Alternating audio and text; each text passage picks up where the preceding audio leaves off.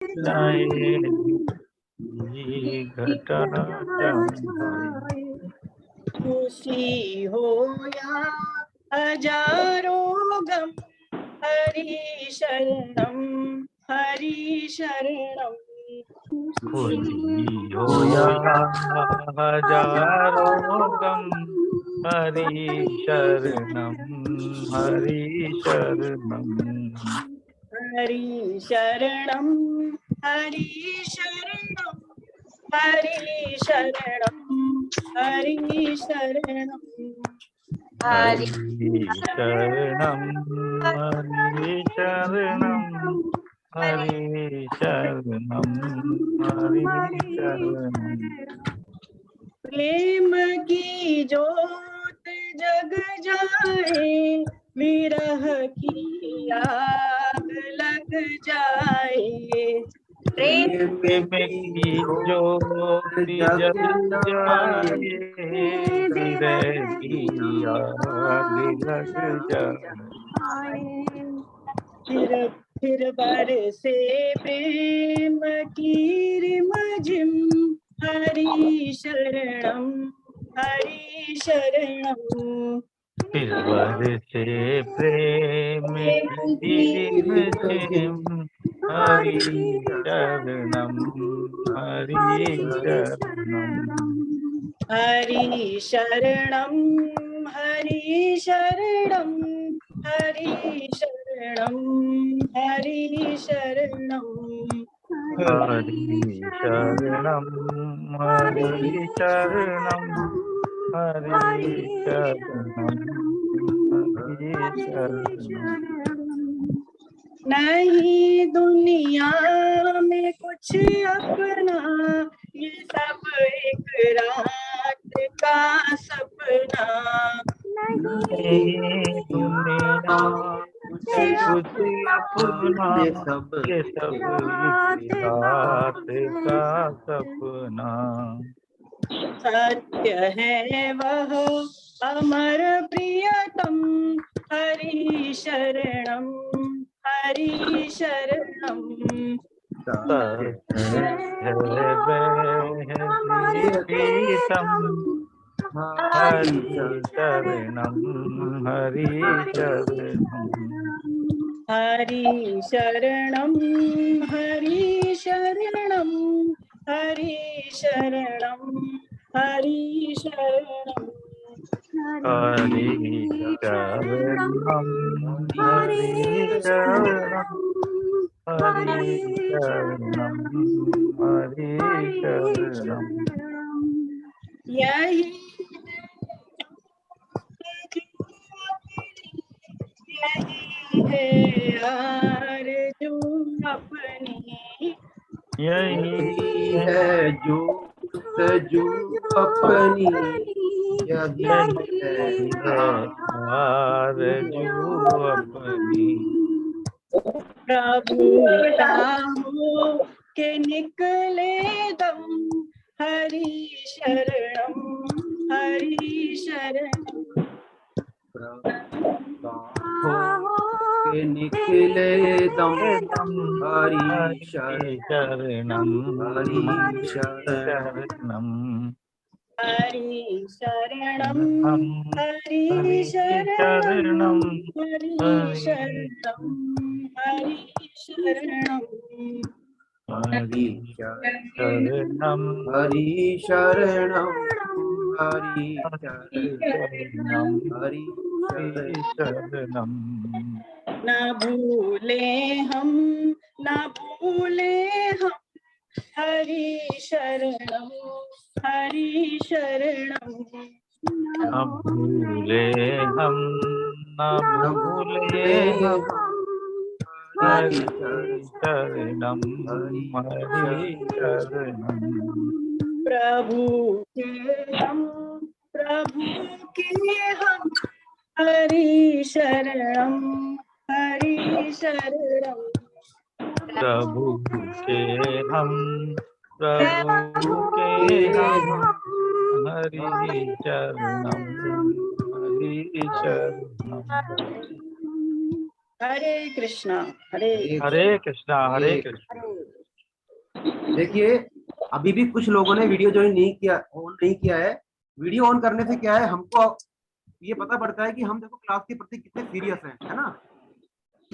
देखो अगर वीडियो आप ऑन नहीं करेंगे, जूम की मीटिंग वैसे चल रही है, और अब ये पहली क्लास है, हम लोग इधर उधर भी मतलब माया तो ऐसी है कि तुरंत अपना ध्यान इधर से उधर कर देती है। तो बेटर है कि हम अपने बेनिफिट के लिए भी वीडियो ऑन करें, ताकि हम लोग सीरियसली पूरी क्लास को सुन पाए, ताकि हमको तो आज गीता की पूरी भूमिका बनती है कि हमको गीता क्यों पढ़नी चाहिए, है ना। तो वीडियो से हमारा सीरियसनेस का पता पड़ता है ना। हरे कृष्णा हरे कृष्णा। तो सभी साधकों के चरणों में मेरा प्रणाम। और आप हम सभी लोग बड़े सौभाग्यशाली हैं कि भगवान की अमृत वाणी का सुधापान करने का, श्रवण करने का, बोलने का हमको यहाँ पर मौका मिला है। और हम सभी लोग आज यहाँ पर इस चीज के लिए एकत्रित हुए हैं। अभी तक हमने संसार में पता नहीं कितने ही हमने सेमिनार कॉन्फ्रेंस वगैरह अटेंड की होंगी, लेकिन जो नए साधक हैं तो उनका यह अपने आप में एक बहुत ही विलक्षण अनुभव होने वाला है। क्योंकि भगवान की वाणी, वो भी सुबह सुबह, हम सुबह 8 बजे से भी हम भगवान का वाणी से हम संडे के दिन की शुरुआत करते हैं, है ना। तो फिर इससे बढ़िया बात संडे के लिए कोई और हो नहीं सकती। क्योंकि मैं तो अपनी कहता हूँ कि जब मैं गीता से नहीं जुड़ रहा था तो हम कुछ संडे को आराम से, संडे छुट्टी का दिन है, आराम से उठ रहे हैं, पूरा दिन ऐसे ही निकल जाता था। लेकिन यदि हम भगवान की वाणी से दिन की शुरुआत कर रहे हैं तो फिर दिन की बात ही कुछ और होती है। तो आप सभी लोग वैसे मेरे को लास्ट क्लास में सभी ने अटेंड किया होगा।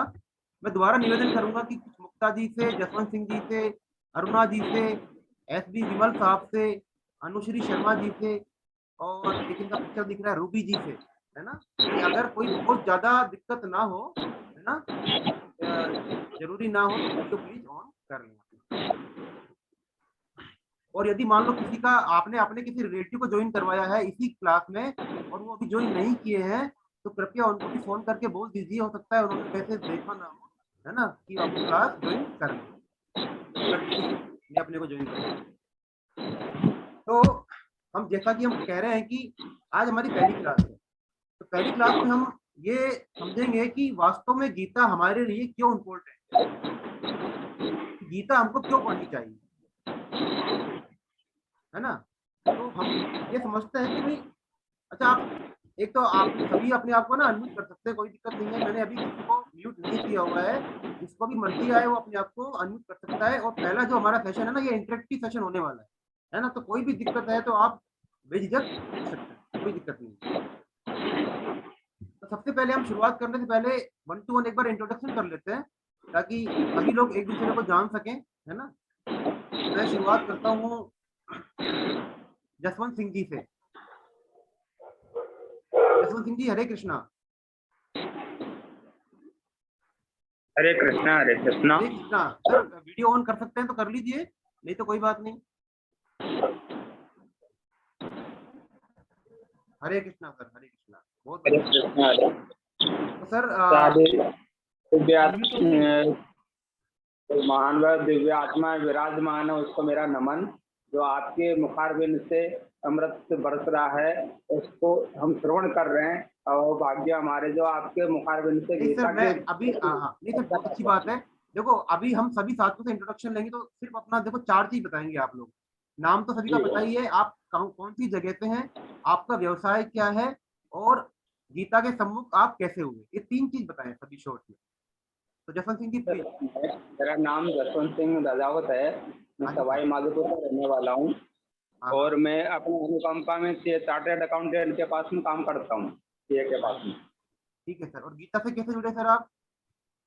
गीता का अध्ययन वैसे घर पे भी करते थे, और महेश शर्मा जी के थ्रू हमने आपसे जुड़ेंगे गीता के लिए। ठीक है, हरे अनुकंपा में हरे विजय अग्रवाल जी से रिक्वेस्ट करता हूँ मैं। हरे कृष्णा, सीए विजय अग्रवाल जयपुर से। हरे कृष्णा। और पारितोष गुप्ता जी हैं, उनके थ्रू मैं आपसे जुड़ा हुआ हूँ। ओके, पारितोष गुप्ता जी से, बहुत बढ़िया, बहुत बढ़िया। संध्या शर्मा जी। मेरा नाम संध्या शर्मा है, मैं जयपुर से हूँ और मैं हाउस वाइफ हूँ। ठीक है मैडम, गीता से कैसे जुड़े मैडम? मेरी बेटी ने, और 1-2 साल पहले मैंने क्लासेज भी ज्वाइन की थी यहाँ गौशाला के पास। गौशाला पे, अच्छा। कौन आचार्य थे मैडम? ये टॉप रोड पे जो गौशाला है ना, हाँ हाँ, संतोष गुप्ता जी। हाँ उसमें की थी, लेकिन फिर बीच में छोड़ दी थी। ठीक है मैडम, ठीक है, इस बार मत छोड़िएगा, पूरा करिएगा। हाँ जी। हाँ, विकास भार्गव जी। हाँ जी, मैं विकास भार्गव जयपुर से हूँ और LIC ऑफ इंडिया में एडमिनिस्ट्रेटिव ऑफिसर हूँ। और मैं गीता से सर श्री कहाँ आर पर के सर, सुना नहीं, थोड़ा सा पद बताया था आपने। जयपुर जयपुर जयपुर में जयपुर नहीं सर, आपका LIC of India, okay, LIC Vikas LIC of India administrative officer. और मैं गीता से आर के खंडूजा जी हैं, उनके थ्रू जुड़ा हूँ। ठीक है सर, हरे कृष्णा। SD विमल साहब। सर मैं अभी लखनऊ में हूँ और एयरपोर्ट अथॉरिटी ऑफ इंडिया में काम करता हूँ। अच्छा, जी, इससे पहले हमने जम्मू का एड्रेस दिया था, पहले जम्मू में था, वहाँ का एड्रेस अभी चेंज करवाऊंगा कुछ दिन के बाद में। कोई बात नहीं। जी, अच्छा, और तो आपका अभी महावीर हमारा जी या फिर प्रेजेंट धीरज एड्रेस खन्ना नोएडा जी का के होगा। माध्यम से आए होंगे? जी, महावीर बंसल जी जो है, धीरज खन्ना जी है, ये सब आपके एयरपोर्ट में ही है ना? हाँ वो गर्ग साहब हैं, SK गर्ग हैं, उनके थ्रू हम आया हूँ। अच्छा, SK गर्ग साहब के। जी जी। अरे अरे, बहुत बढ़िया सर। अब इसके बाद में शशि प्रभा जी। हमारा नाम शशि प्रभा श्रीवास्तव है। मैं प्राइवेट स्कूल में टीचर थी, अब छोड़ दिया मैंने। थोड़ा आवाज मैडम थोड़ा तेज बोलेंगे। मैं बस्ती यूपी से हूँ, शशि प्रभा श्रीवास्तव। हाँ मैडम। हाँ। गीता और से मैडम मैंने गीता से मेरे कैसे जुड़े व्हाट्सएप आप? पर गीता पर मेरी बहन ने रजिस्ट्रेशन वाला डाला था, उसी से मैं जुड़ी और ये मेरा दूसरा क्लास है। अच्छा, इसके पहले मैं श्री आप अनूप चंद्र वर्किंग है मैडम या श्रीवास्तव के हाउस क्लास वाइफ है में अभी? थी। ठीक है मैडम, हरे कृष्णा। तो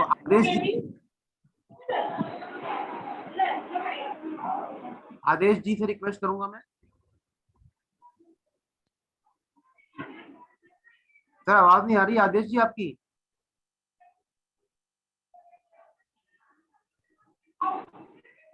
आदेश जी आवाज नहीं आ रही है आपकी। स्टूल को रख दो, म्यूट है वो। आप अपने आप को अनम्यूट कीजिए। Yeah, now is audible. अभी अनम्यूट आप बोलिए सर। या तो आपके हेडफोन में कोई प्रॉब्लम आ रही है सर, कोई बात नहीं, अगर नहीं कर पा रहे हैं तो हाँ।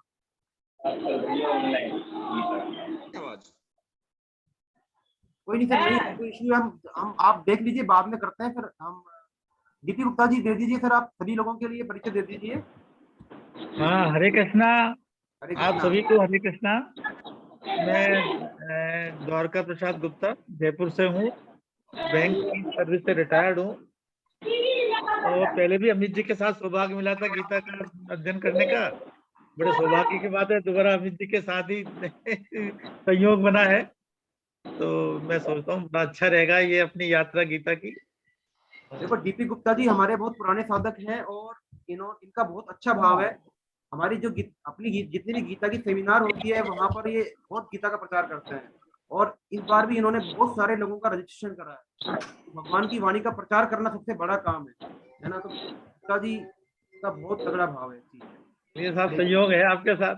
अच्छा है। अब मुक्ता जी को मैं बोलूंगा, मुक्ता जी अपने आप को अनम्यूट करके बोले। मुक्ता जी वीडियो ऑन कर सकते हैं तो कर लीजिए, नहीं तो बिना वीडियो ऑन करे बोल दीजिए, कोई दिक्कत है तो आपको। मुक्ता जी आवाज आ रही है मेरी? हाँ जी हाँ जी। हाँ मुक्ता जी वीडियो ऑन कर सकते हैं तो कर लीजिए, दर्शन हो जाएंगे हम सबको। हरे कृष्णा। हाँ जी मैडम। सभी भक्तजनों को मेरा प्रणाम। मैडम थोड़ा तेज बोलिए, आवाज नहीं आ रही है आपकी। सभी भक्तजनों को मेरा प्रणाम। नाम मैडम। मेरा नाम मुक्ता है। मैंने ये क्लास मुक्ता जी के और उनकी श्वेता से इंस्पायर होके ज्वाइन। आशा रखती हूँ आप सबसे इंस्पायर होके इस जर्नी में आगे बढ़ोगे। बिल्कुल मैडम, हरे कृष्णा, हरे कृष्णा। इसके बाद में बढ़िया। ये अनुश्री शर्मा जी से मैं रिक्वेस्ट करता हूँ।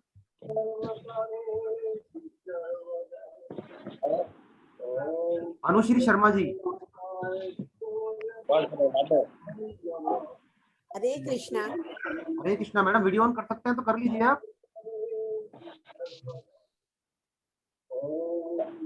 हरे कृष्णा। हरे कृष्णा मैडम, हरे कृष्णा। सभी गीता साधकों को मेरा प्रणाम, आचार्य जी को मेरा प्रणाम। मैं अनुश्री शर्मा जयपुर से जिला परिषद में एएन हूँ। ये मेरा सेकंड क्लास है। पहले मैंने दीपक अग्रवाल जी के साथ क्लास ली थी, वो मेरे आचार्य रहे हैं, और अब आपके सानिध्य में गीता का आगे अध्ययन करेंगे। हरे कृष्णा, हरे कृष्णा। ये कौन है? Honour 9 light. इनसे रिक्वेस्ट है कि अपना नाम चेंज करने जरा। ऑनर के नाम से आ रहे हैं कोई। ऑनर 9 लाइट के नाम से आ रहे हैं। इनका फोन का नाम कुछ और आ रहा है। ये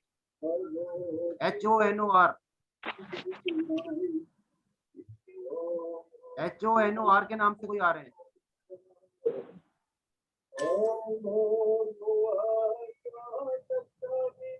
ऑनर 9 लाइट नहीं पता पड़ रहा। मैं इनसे बोलूंगा कि ये अपना नाम चेंज कर लें और अपना इंट्रोडक्शन दे दें एक बार। इससे हम मुक्ता जी से हो गया। नीलम अग्रवाल जी से मैं रिक्वेस्ट करता हूँ। हरे कृष्णा मैडम। मैडम बताइए थोड़ा अपने बारे में, आप कैसे जुड़े गीता से और आप क्या करते हैं, और गीता पहले पढ़ी है क्या? मैं जयपुर से हूँ, हाउस वाइफ हूँ, और मैं अपने मेरे भैया आचार्य है, उन्होंने मुझे जोड़ा है।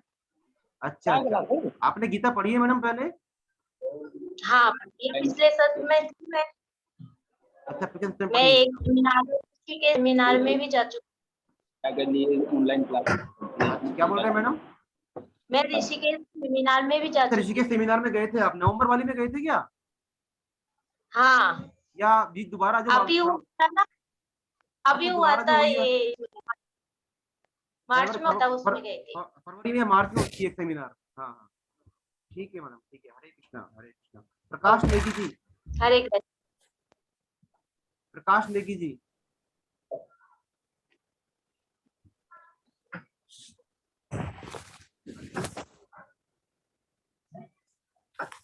प्राधिकरण वाणिज्य के पद पर कार्यरत हूँ। मेरा थोड़ा सा प्लीज तेज बोलिए सर, आवाज नहीं आ रही है। हाँ, सभी साथियों को प्रणाम। मेरा नाम प्रकाश सिंह नेगी है। मैं भारतीय विमानपत्तन प्राधिकरण लखनऊ एयरपोर्ट पे वरिष्ठ प्रबंधक वाणिज्य के पद पे कार्यरत हूँ। और मेरा हमारे साथी श्री जी के सहयोग से है, और मैं यहाँ से सर कुछ ऑडियो में प्रॉब्लम है सर, कोई बात नहीं, आवाज क्लियर नहीं आ रही। वैसे मैंने इतना सुन लिया कि आप AI में है, अच्छा लगा, क्योंकि हमारे एयरपोर्ट से काफी लोग हैं, है ना। और ये सब महावीर जी का आशीर्वाद है कि उन्होंने इतने लोगों को एयरपोर्ट से मतलब धीरे धीरे जोड़ दिया। महावीर बंसल जी, बहुत अच्छी बात है। हमारे धीरज खन्ना साहब है, जी लाल साहब है, बहुत सारे लोग हैं एयरपोर्ट पे। ये फिर सुखराम यादव जी।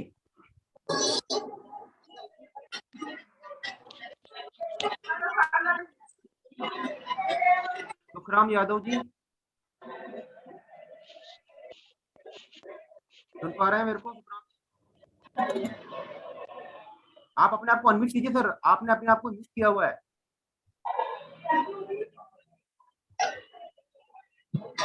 लेफ्ट में एक नीचे माइक का ऑप्शन आ रहा है, वहां जाके अपने आप को आप अनम्यूट कर सकते हैं। तो मैं बोल, अभी आपके पास कोई लिंक आया होगा, आप अनम्यूट करने का है ना, वहां पे आप कर लो। जय श्री कृष्णा। जय श्री कृष्णा सर, जय श्री कृष्णा। सुखराम यादव अलवर से सर। अच्छा, अलवर से है? अच्छा, अलवर सुखराम यादव अलवर से। क्या कर रहे हैं सर वर्तमान में? सर LIC में सर्विस है। अच्छा, LIC ने सर्विस राजेंद्र खंडूजा जी के द्वारा जुड़ा। हरे कृष्णा। सुनीता अग्रवाल जी। हरे कृष्णा सर। हरे कृष्णा मैडम। मैं सुनीता अग्रवाल जयपुर से हूँ और मैं बीएड कॉलेज में व्याख्याता के पद पर कार्यरत हूँ और मैं पहले भी Gita class BM Agarwal sir के सानिध्य में कुछ समय तक ली थी और मैं डॉक्टर मृदुला गर्ग के माध्यम से इससे जुड़ी हूँ। अरे बहुत बड़े, आपने 2 स्टालवार्ट्स के नाम लिए हैं, बीएम अग्रवाल जी और मृदुला गर्ग जी। हरे कृष्ण। हरे कृष्णा सर, हरे कृष्णा, हरे कृष्णा। और कौन बच गए अभी? ये विजय अग्रवाल जी का हो गया। Radha ji, Radha ji Hare Krishna. Hare Krishna sir. Madam video on कर सकते हैं? हाँ हाँ सर। हाँ मैम। क्या बता रहे हैं सर, परिचय देना है? हाँ, एक तो गीता से कब से आपने पहले गीता पढ़ी है कि नहीं, आप वर्तमान में क्या कर रहे हैं, बस ये बता दीजिए, और कहाँ से हैं? सर मैं हूँ जयपुर महेश नगर से हूँ और मैं अभी सेशन कोर्ट में स्टेनोग्राफर हूँ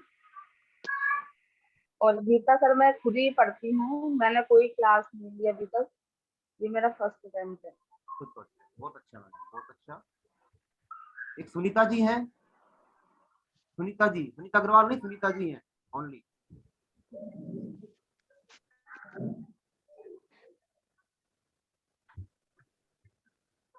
सुनीता जी अपने आप को अनम्यूट कीजिए।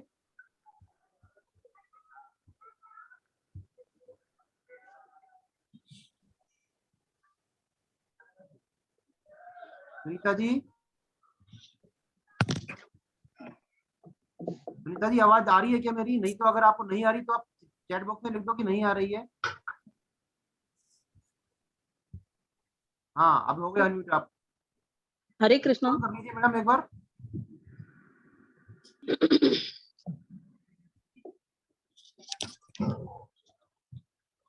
हरे कृष्णा। हरे कृष्णा मैडम, हरे कृष्णा। मैं सुनीता, मैं रेलवे में कार्यरत हूँ एज ए सुपरवाइजर और मैंने गीता क्लास पहले भी अटेंड की है। दिनेश शर्मा जी मेरे आचार्य थे और अभी मुझे ग्रीस जी ने जोड़ा है जो रेलवे में कार्यरत हैं। अच्छा मैडम, कहाँ से? जयपुर से हैं? मैं जयपुर से ही हूँ। अच्छा मैडम। जयपुर हेडक्वार्टर ऑफिस में काम करती हूँ। NWR में आप? अच्छा जी NWR में हूँ। ठीक है मैडम। हाँ राजेश जी हैं, योगेश जी हैं। जी जी ठीक है मैडम, हरे कृष्णा। और अरुणा मैडम, अरुणा श्रीवास्तव मैडम।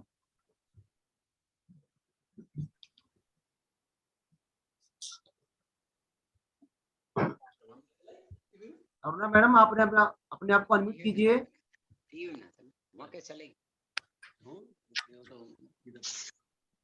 नमस्कार sir, Hare Krishna. Madam video on करो जरा। हरे कृष्णा। हरे कृष्णा मैडम, वीडियो भी ऑन कर लीजिए ना।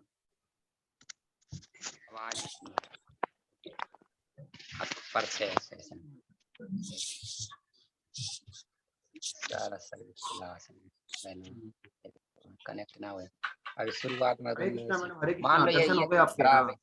हरे कृष्णा।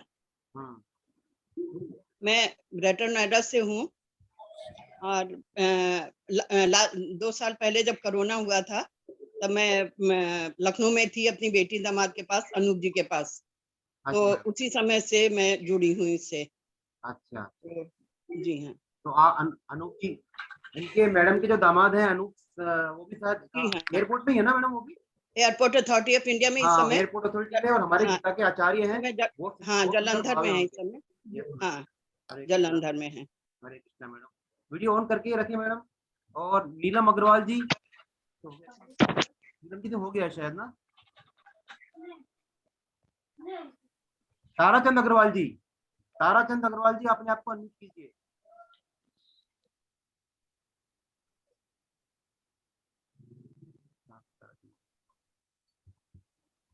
अगर सर आपको नहीं आ रहा है ना ताराचंद जी, तो किसी बच्चे को बोल दो, कोई दिक्कत आ रही है तो आपको।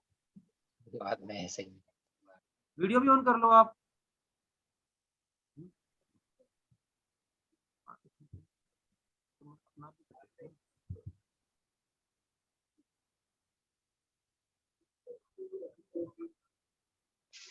अपनी आवाज ना जाए वो बंद करना पड़ेगा।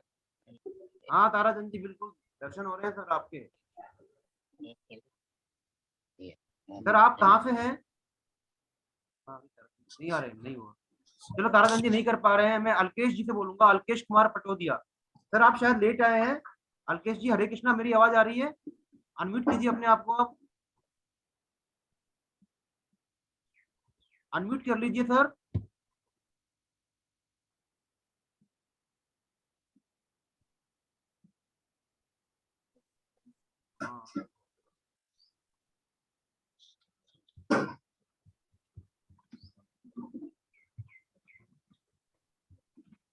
हाँ सर, हाँ सर अनम्यूट हो गए, आप बोलिए सर।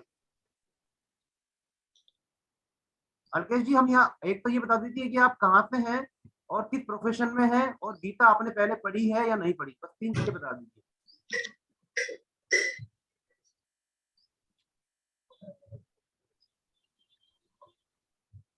आपका वीडियो अभी आ रहा था लेकिन अभी नहीं आ रहा है।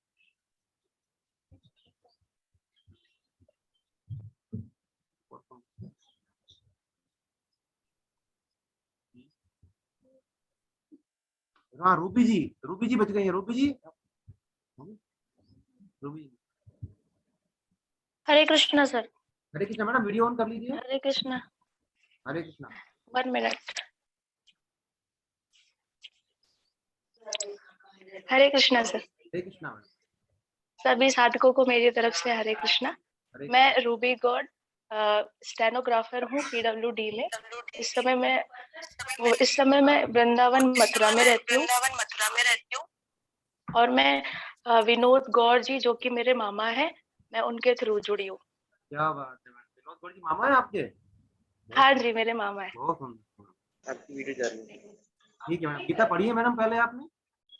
हाँ जी मैं गीता पढ़ी हूँ। मैं एक्चुअली वैष्णव संप्रदाय से ही हूँ और मैं गौड़िया मठ से करीब 7 साल से जुड़ी हूँ। मैं दीक्षित भी हूँ। मेरे गुरु जी के आदेशानुसार मैं गीता अध्ययन करीब 6-7 सालों से कर रही हूँ। तो मामा जी ने परिचय कराया कि हमारे भी लोग हैं जो कि गीता पे क्लासेस लेते हैं। तो मैंने कहा मामा प्लीज मुझे ऐड कर दीजिए, क्योंकि मुझे बहुत ही पसंद है गीता जी का अध्ययन करना और मैं काफी कुछ अभी नहीं जानती हूँ, इसलिए मैंने कहा कि मामा प्लीज मुझे ऐड कराइए। तो उन्होंने सौभाग्य मिला कि मुझे आप लोगों के सानिध्य में गीता पढ़ने का मौका मिल रहा है। धन्यवाद। बहुत सुंदर मैडम, आप लोगों के लाइक आप जैसे लोग यहाँ भी मीनिंगफुल कंट्रीब्यूशन देंगे क्लास में, मुझे पूरी उम्मीद है। और हाँ जी बिल्कुल बिल्कुल, हम लोगों को भी फायदा मिलेगा, सभी लोगों को, है ना? जी सर। हरे कृष्णा हरे कृष्णा। हरे कृष्णा। हाँ, ये रियलमी 2 के नाम से कौन आ रहे हैं? रियलमी 2 अपना नाम चेंज कर लीजिए, रियलमी के नाम से जो भी ज्वाइन किए हैं, जो भी आपका नाम है वो रख लीजिए।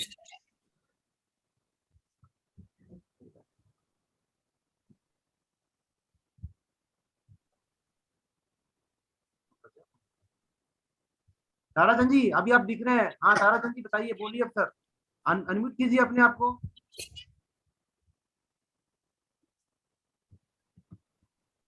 हाँ ताराचंद जी बोलिए। हाँ ताराचंद अग्रवाल अलवर। अलवर से हैं सर। गीता पढ़ी है सर पहले? गीता पढ़ी है आपने? हाँ जी। अच्छा अच्छा, सेमिनार में आए थे क्या आप?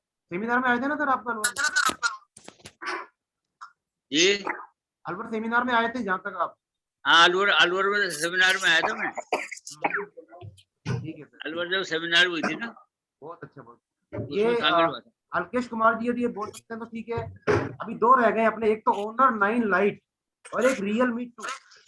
तो मैं दोबारा निवेदन कर रहा हूँ कि देखो हम यहाँ पर अपना नाम से जुड़े, न कि फोन के नाम से, और सभी लोग यथासंभव अपना वीडियो ऑन करें, है ना? हरे कृष्णा। अभी कोई रह गया है जिसका परिचय नहीं हुआ है तो कृपया अपने आप ही दे दे, फिर हम शुरू करते हैं। देखो यहाँ पर 2 लोग और जुड़े हुए हैं, एक जुड़ी हुई है प्रिया गर्ग जी। तो प्रिया गर्ग जी से मैं अनुरोध करूंगा कि वो अपना वीडियो ऑन करें और अनम्यूट करें अपने आप को। हाँ तो प्रिया जी हमारी प्रिया जी के बारे में बता दूं, प्रिया जी मेरी धर्मपत्नी है और ये कई सालों से गीता की क्लासेस दे रही हैं। इस बार कुछ कारणवश नहीं ले पा रही हैं, तो प्रिया जी से मैं कहूंगा कि कुछ यदि कहना चाहें तो।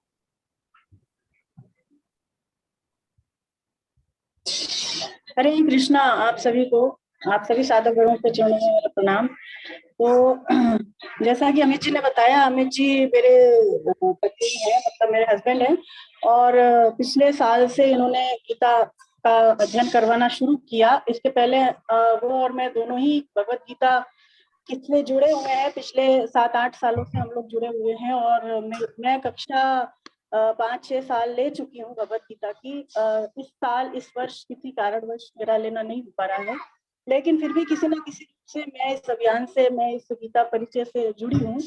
तो ऐसे बीच बीच में मौके आएंगे जिसमें मैं आप सबसे जो है मतलब मेरा सामना होगा, मैं आपसे जो है मिलूंगी। तो बहुत ही ये हम लोगों का जो निर्णय है भगवत गीता से जुड़ने का, बहुत ही अच्छा निर्णय है, और इससे हम लोगों को बहुत लाभ होने वाला है। गीता से जुड़ने के बाद जीवन में क्या परिवर्तन होता है, ये आप उनसे पूछ सकते हैं जिन्होंने भगवत गीता का कोर्स किया है। देखिए, सबसे पहले चीज ये जान ले कि ये भगवत गीता का कोर्स है। ये कोई ऐसा हम लोग प्रवचन नहीं दे रहे हैं इसमें कि आप लोग आए और थोड़ी देर सुने और फिर यहाँ से एग्जिट हो जाएं। इसको हम लोगों को समझना है, गीता वास्तव में क्या कहती है। जैसे कि हम सभी जानते हैं, श्री कृष्ण की वाणी है, तो जो भगवान हमसे कह रहे हैं, पहले हम उसको सुनने के लिए तैयार हों, और जब उसको सुने और जब उसको समझने लग जाएं, तो धीरे धीरे उसके अनुसार अपना जीवन भी बनाएं। केवल सुन करके और उसको फिर बाद में भूल जाए, इसलिए हमें गीता नहीं सुननी है।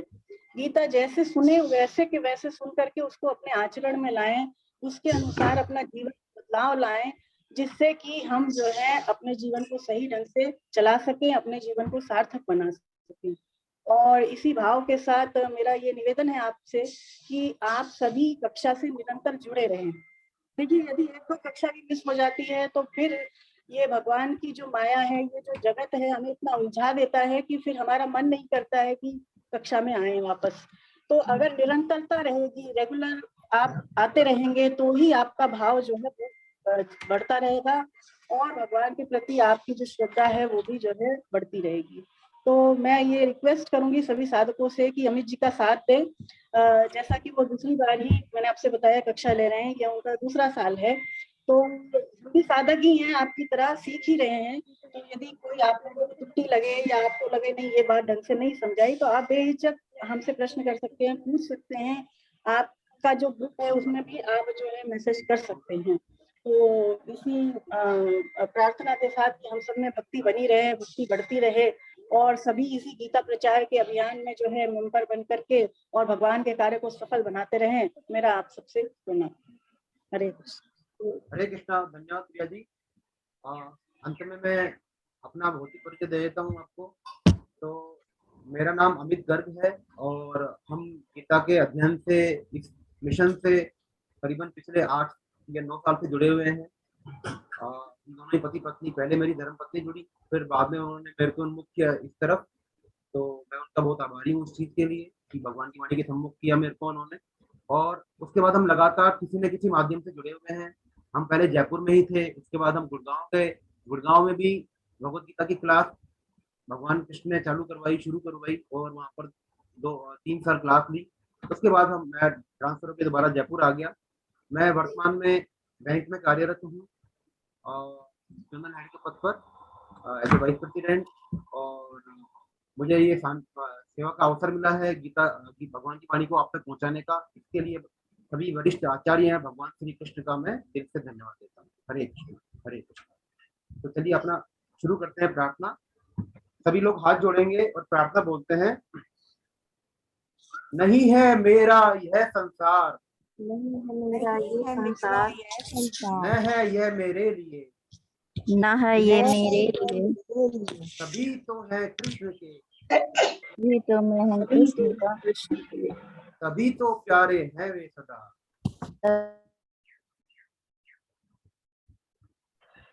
मेरे तो है कृष्ण केवल, मेरे तो है कृष्ण केवल, दूसरा न कोई, दूसरा न कोई, जैसा भी हूँ उन्हीं का हूँ, जैसा भी हूँ उन्हीं का हूँ, शरण में हूँ उनकी सदा, शरण में हूँ उनकी सदा।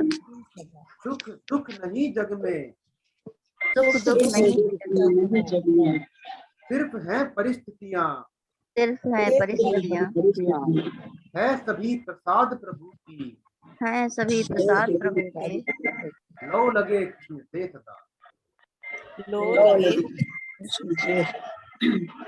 सच्चिदानंद रूपाय, रूपाय विश्वोत्पत्त्यादि हेतवे,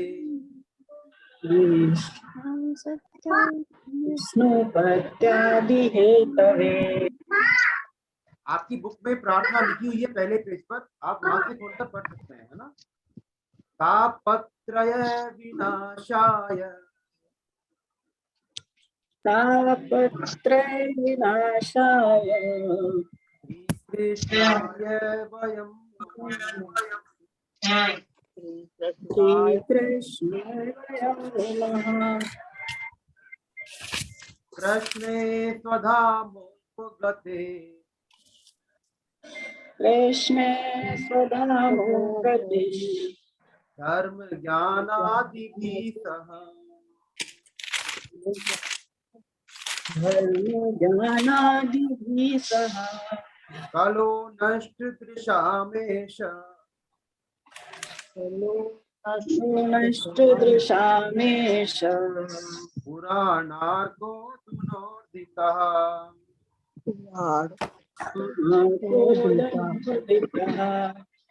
वसुदेव सुतं देवं, वासुदेवसुतं देवं, कंसचाणूरमर्दनम्,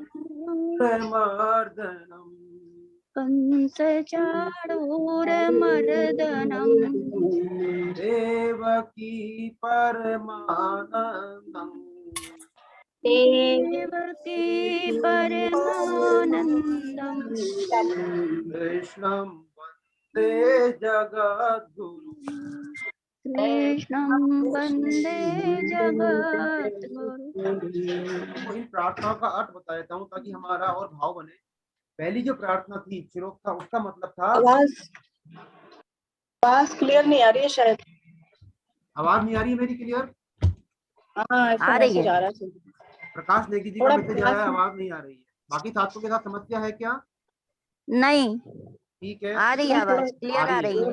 हाँ, तो पहली प्रार्थना का मतलब है कि हे भगवान, हे सच्चित आनंद, हे संसार की उत्पत्ति के कारण, है ना, विश्वोत्पत्त्यादि हेतुवे, संसार की उत्पत्ति के कारण, और तापत्रय विनाशाय, तीनों तापों का विनाश करने वाले। तीन ताप कौन कौन से हैं? दैहिक, शरीर संबंधी, दैविक और भौतिक, तीन तरह के जो ताप हैं, इनका विनाश करने वाले महाप्रभु श्री कृष्ण, आपको मेरा कोटि कोटि नमन है ना। ये श्लोक श्रीमद् भागवतम से लिया गया है। दूसरे श्लोक का अर्थ है कि जब कृष्ण, भगवान कृष्ण स्वधाम चले गए, है ना, उन्होंने अपनी लीला का जब स्मरण कर लिया, तब क्या हुआ? तब वहां वो जाने के बाद में धर्म और ज्ञान थे, तो कलयुग आ गया। कलयुग के पापों के नाश के लिए श्रीमद् भागवत महापुराण की शरण में गए। तो श्रीमद् कृष्ण भगवान ने अपनी सारी की सारी शक्ति किसमें रख दी? श्रीमद् भागवत में रख दी। तो जो ये श्रीमद् भागवत महापुराण है, यह कलयुग में लोगों का जो अज्ञान रूपी अंधकार है, उसको दूर करने के लिए ये एक सूर्य के समान है। हम पढ़ रहे हैं यहाँ पे श्रीमद् भगवत गीता, और वो है श्रीमद् भागवतम। भागवतम में भगवान की लीलाओं का वर्णन हुआ है, और श्रीमद् भगवत गीता भगवान ने खुद बोली है। ये भगवान की खुद की वाणी है। और फिर हम कहते हैं वसुदेव सुतं देवं कंस चाणूरमर्दनम देवकी परमानंदम कृष्ण वंदे जगद्गुरुम।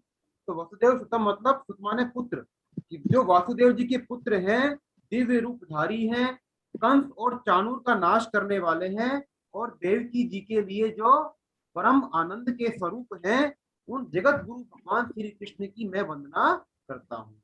कृष्ण वंदे जगत गुरु। और आज हम पंच रत्न दिव्य श्लोक भी लेते हैं। ये जो 5 श्लोक मैं जो अभी बोलने जा रहा हूँ, आपको समझ में आता है तो आप अपनी बुक सभी को मिल गई होगी मेरे हिसाब से। यदि किसी को बुक नहीं मिली तो मेरे को बता देना, है ना। तो ये गीता जी के 4थे अध्याय के 6थे श्लोक से लेकर 10वें श्लोक तक ये पंचरत्न श्लोक बोलते हैं। इन 5 श्लोकों को हम लोगों को अपनी पूजा पाठ में नित्य शामिल करना चाहिए और इनका अर्थ सहित पाठन करना चाहिए। तो चलिए शुरू करते हैं। इन 5 श्लोकों को बोलते हैं, बहुत ही बढ़िया श्लोक है ये 5 श्लोक। अजो पीसन व्ययात्मा भूतामीश्वरो पीसन प्रकृति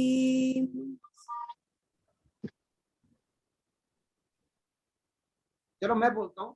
प्रकृतिम स्वामधिष्ठाय संभवाम्यात्ममायया यदा यदा हि धर्मस्य ग्लानिर्भवति भारत अभ्युत्थानं धर्मस्य तदात्मानं सृजाम्यहम् परित्राणाय साधूनां विनाशाय च दुष्कृतां धर्म संस्थापनार्थाय संभवामि युगे युगे जन्म कर्म च मे दिव्यमेवं वेत्ति तत्त्वतः त्यक्त्वा देहं पुनर्जन्म नैति मामेति सोऽर्जुन वीतरागभयक्रोधा मन्मया मामाश्रिता बहवो ज्ञानतपसा भूता मद्भावमागता वसुदेव सुतं देवं कंसचाणूरमर्दनम् देवकी परमानन्दं कृष्णं वन्दे जगद्गुरुं कृष्णं वन्दे जगद्गुरुं। इन 5 श्लोकों का अर्थ आप अपनी बुक से जाके देख सकते हैं, है ना, तो इनको डेली बोलना चाहिए। चलिए, तो आज हम चर्चा करेंगे कि आखिर गीता हम क्यों पढ़ें, है ना, क्या जरूरत है हमको गीता पढ़ने की। कितने सारे ग्रंथ हैं संसार में और आखिर हम गीता पढ़ने पर इतना फोकस क्यों कर रहे हैं, क्यों पढ़नी चाहिए हमको गीता। तो उससे पहले जरा मैं एक कहानी लेना चाहूंगा। एक कहानी है, एक बार क्या हुआ, एक लकड़हारा था।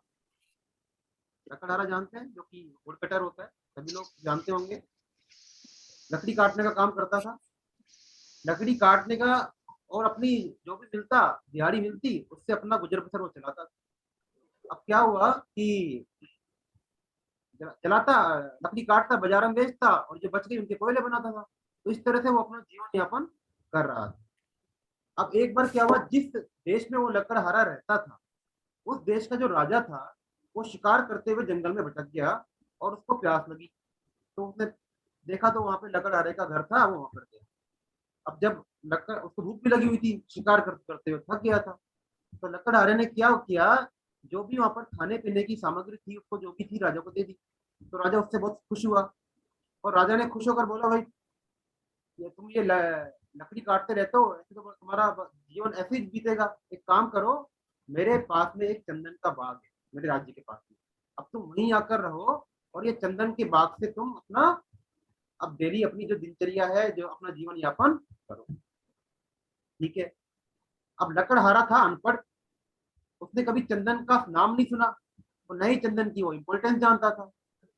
वो क्या करता, डेली उसी हिसाब से लकड़ी काटता और बेच देता नॉर्मल भाव में ही, और या फिर उसके कोयले बना देता। अब जब राजा 1 साल बाद वापस गुजरे उधर से, तो देखा, भाई देखो अब लकड़हारे की क्या पोजीशन है। अब कुछ, अब तो हो गए होंगे अच्छे खासे आदमी, अमीर आदमी हो गए होंगे, देखता हूँ।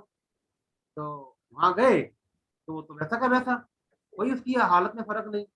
अरे बोला, अरे मैंने तुमको चंदन का बाग दिया था, लेकिन तुम तो वैसे के वैसे ही हो, तुमको पता नहीं कि तुम। बोला, क्या करते हो अभी?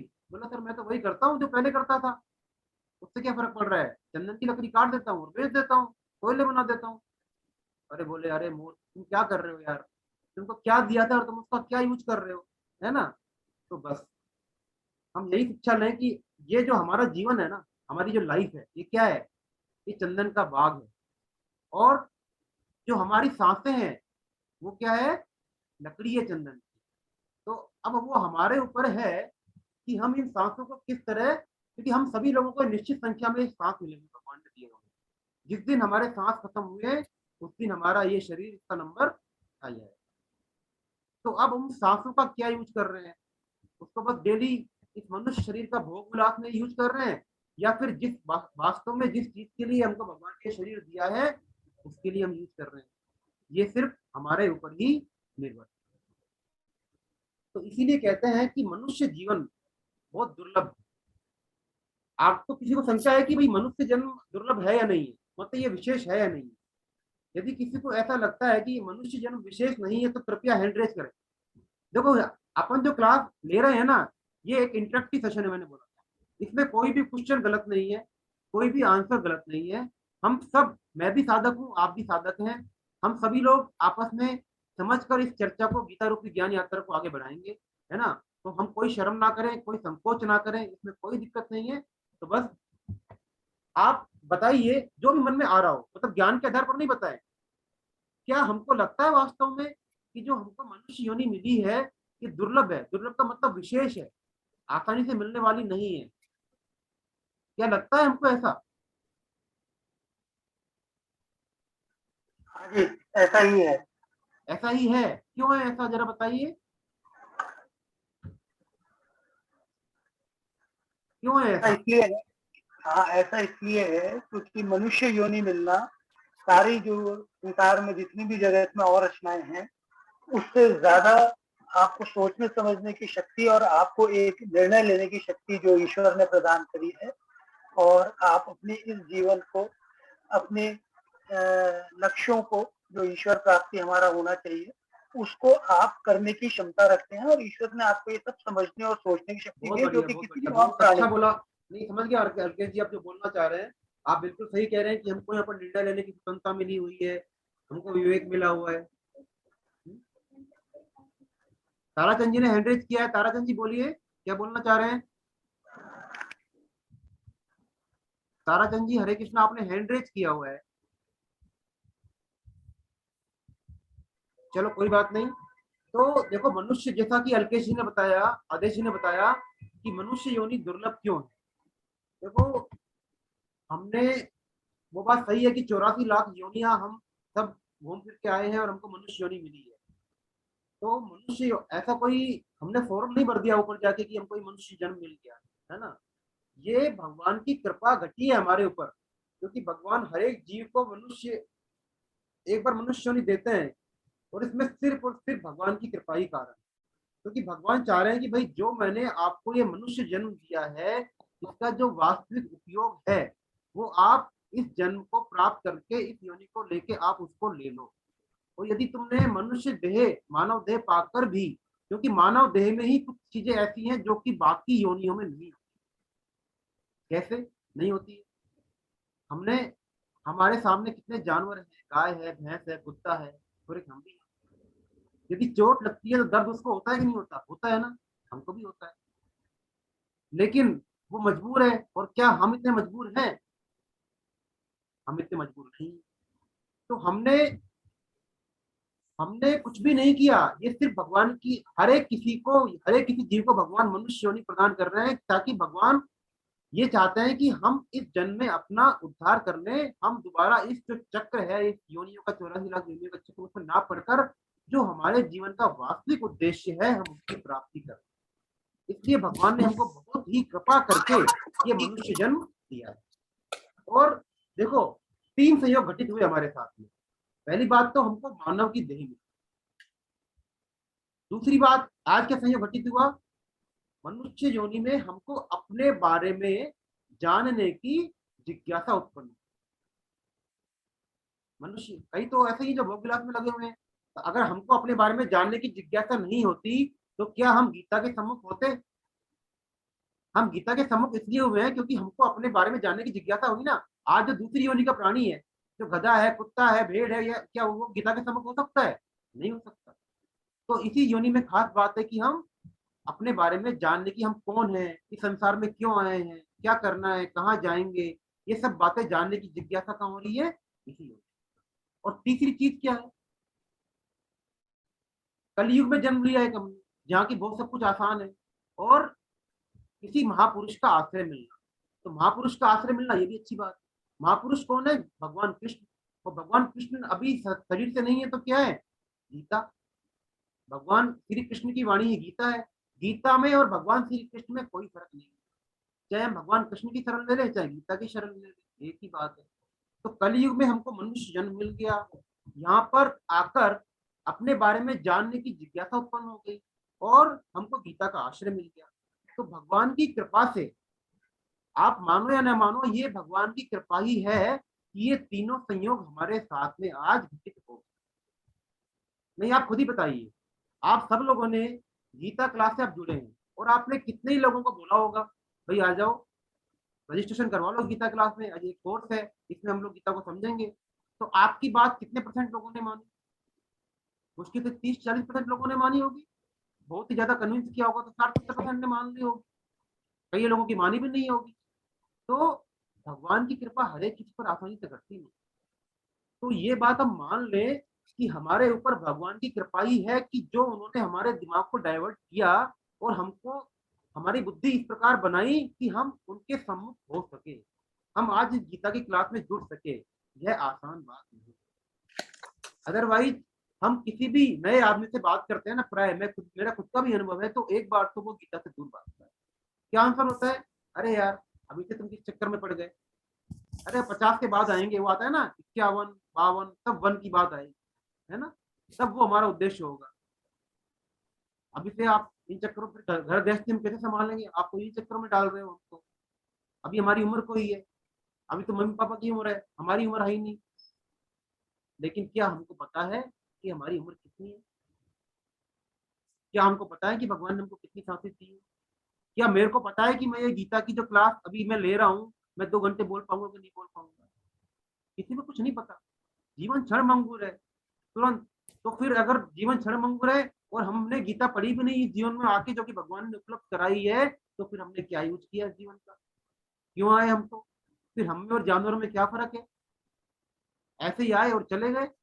खाने का काम जानवर भी करते हैं, वो भी भोगते हैं, नींद वो भी लेते हैं, डरते वो भी हैं। हमने और उनमें क्या फर्क रहा फिर? तो हमने उनमें कुछ फर्क है तो हम उसका यूज कर लें। इसीलिए देखो, यह जो जन्म है ना, मनुष्य जन्म, यह देवताओं से भी दुर्लभ। देवताओं भी मनुष्य जन्म को प्राप्त करने के लिए लालायित रहते, उत्सुक रहते हैं कि हमको ये मनुष्य जन्म मिल जाए, क्योंकि यहाँ पर भगवान ने बहुत ही आसान तरीके बताए हैं भगवान को प्राप्त करने के, अपने जीवन के उद्देश्य को प्राप्त करने के बहुत ही आसान तरीके बताए। नारद जी कहते हैं, वो देवराज इंद्र नारद जी से कहते हैं, देखो ये जो कलयुग के प्राणी है ना, कि और जो भी भारतवर्ष में जन्मे हैं, कलयुग के प्राणी कलयुग में जन्मे और भारतवर्ष में जन्मे हैं, इन्होंने ऐसे कौन से पुण्य कर्म कर दिए भाई, या भगवान जो हरि हैं वो खुद इन पर इतने प्रसन्न हो गए कि इनको ये दुर्लभ मनुष्य योनि मिल गई, जिसकी कामना देवता भी करते हैं और जो कि उनको भी दुर्लभ है। तो इन्होंने ऐसे कौन से काम कर दिए? क्यों बोलते हैं वो ऐसा? क्योंकि उनको मालूम है कि भगवान से प्रेम करना ये सब क्या है, मनुष्य योनि में संभव। क्योंकि देवता लोग, जो देव योनि है ना, वो भी भोग योनि, वो भी भोगों को भोगने के लिए ही है, पशु योनि की तरह। सिर्फ मनुष्य योनि ही है जो कि भोग योनि नहीं होकर कर्म योनि है ना, मनुष्य योनि। सब लोग अपने भोग का फल भोग रहे हैं, जो हमने कर्म किए पिछले जन्म में। वो एक तरह से आप ये मान लो, हम लोग अपना मोबाइल है, प्रीपेड मोबाइल कई लोग यूज करते हैं, उसमें हमने मान लो 100 रुपये का रिचार्ज करवाया, जैसे ही 100 रुपये खत्म हुए और वो कनेक्शन कट जाए, तुरंत बात नहीं होगी ना, किसी की हो जाएगी? नहीं होगी। तो ऐसे ही जैसे ही वो जितनी भोग योनियां हैं, जो उन्होंने पिछले कर्म किए, उनके जो भी उसके फलस्वरूप उन्होंने जो भी पुण्य अर्जित किए, वो फल जैसे ही खत्म हुए और वो खत्म, सारे कर्म खत्म। तो हम यहाँ पर आकर ऐसे कर्म करें कि जिनका कोई फल ही ना हो, या फल हो तो ऐसा हो जिसका कोई जो फल खत्म ही ना हो, अविनाशी फल हो। वो कैसे संभव है? वो भगवत गीता की शरण में जाकर भगवान के बताए हुए रास्तों पर चलकर ही संभव है, अदरवाइज वो संभव नहीं। देखो हमको क्योंकि मनुष्य योनि में दो चीजें खास क्या मिली, दो चीजें हमको खास, कोई बताएगा कि हमारे अंदर दो चीजें खास क्या है? पहली चीज तो विवेक, हमको भगवान ने क्या दिया? विवेक दिया। और दूसरी चीज हमको कर्म करने की स्वतंत्रता दी। अब विवेक और बुद्धि में क्या फर्क है? देखो बुद्धि हम पढ़ेंगे गीता में जब आगे जाएंगे डिटेल में कि भगवान, गीता की दृष्टि इतनी व्यापक है कि जो हमारा शरीर है ना, शरीर की दृष्टि से नहीं सोचती गीता, शरीर से बहुत आगे तक सोचती है। ये तो हमारा भारत को दिख रहा है, ये स्थूल शरीर है, भौतिक शरीर है, और जो हमारा मन, हमारी बुद्धि, हमारी इंद्रियां, ये सब के सब शरीर के अंतर्गत ही है, शरीर से अलग नहीं है। इनको गीता बोलती है सूक्ष्म शरीर। और ये भी जड़ हैं, ये भी जड़ हैं, है ना, मतलब ये भी चेतन नहीं है। दो चीजें होती है, तो जड़, जड़ माने निष्क्रिय टाइप में होता है ना, और एक चेतन जिसमें चेतना होती है, वो चेतन। तो बुद्धि तक, भौतिक शरीर, मन, बुद्धि, इंद्रियां, ये सब के सब क्या है? जड़। और जो विवेक है वो क्या है? चेतन, ज्ञान है। तो भगवान ने हमको मनुष्य योनि में हमको क्या मिला? विवेक दिया, हमको सोचने समझने की शक्ति दी, अपने बारे में जानने की जिज्ञासा हुई कि हम क्यों आए हैं, who am I, why I am here and why I have given this body of human, why, है ना। तो भगवान ने, और मैं क्या जो मेरे को शरीर दिया है उसका मैं सदुपयोग कर पा रहा हूँ या नहीं कर पा रहा। भगवान ने हमको इस जन्म में सोचने की शक्ति दी है। ऐसा विवेक, ऐसी सोचने समझने की शक्ति सिर्फ और सिर्फ केवल मनुष्य योनि में ही हो सकती है, बाकी किसी योनि में नहीं हो सकती। अदरवाइज सबका डेली रूटीन है, हम सुबह जगते हैं, हम खाते हैं, हम नहाते धोते हैं, और उसके बाद में अपना डेली का काम कर लेते हैं और रात को सो जाते हैं। यही हमारी दिनचर्या है और इसी में जीवन व्यर्थ बीता जा रहा है। तो जब तो भगवान ने मनुष्य योनि में हमको चीजें दी है, तो हमको इसका यूज करना है। और देखो हम सब लोग किसके अंश हैं? भगवान के अंश हैं। हम पढ़ेंगे गीता में, ममे वांशो जीव लोके जीव भूते सनातन, हम सब लोग भगवान के अंश हैं। तो जब जो भी जिस चीज का अंश होता है, उसकी जो स्वाभाविक गति होती है वो उसकी तरफ होती है। जैसे पानी की गति स्वाभाविक कहाँ होगी? समुद्र की तरफ। तालाब की होगी, तालाब की नदी की तरफ होगी, नदी की समुद्र की तरफ होगी। ऐसी जो हमारी स्वाभाविक जो गति है, हमारा स्वाभाविक जो हमारा प्रवाह है, हमारा जो फ्लो है, वो किसकी तरफ है? वो भगवान की तरफ है। क्योंकि हम वास्तव में किसके अंश हैं? हम भगवान के अंश हैं। 15वें अध्याय में भगवान बोलेंगे कि ये संसार रूपी एक वृक्ष है, उसका मूल कौन है? वो मैं हूँ। 15वें अध्याय के पहले श्लोक में भगवान बोलेंगे तो संसार रूपी वृक्ष का मूल मैं हूँ।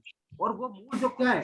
साधारण वृक्ष का जो मूल होता है, जड़ जो होती है, रूट होती है, वो नीचे होती है, लेकिन जो संसार रूपी जो वृक्ष है उसकी जो जड़ क्या है? ऊपर की तरफ। क्यों? क्योंकि ऊपर कौन है? भगवान।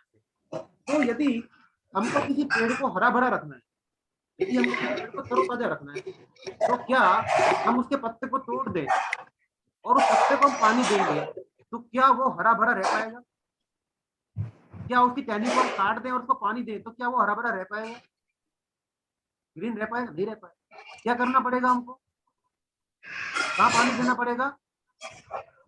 पेड़ की जड़ में पानी, है ना, वृक्ष की जड़ में पानी देना पड़ेगा, तभी वृक्ष के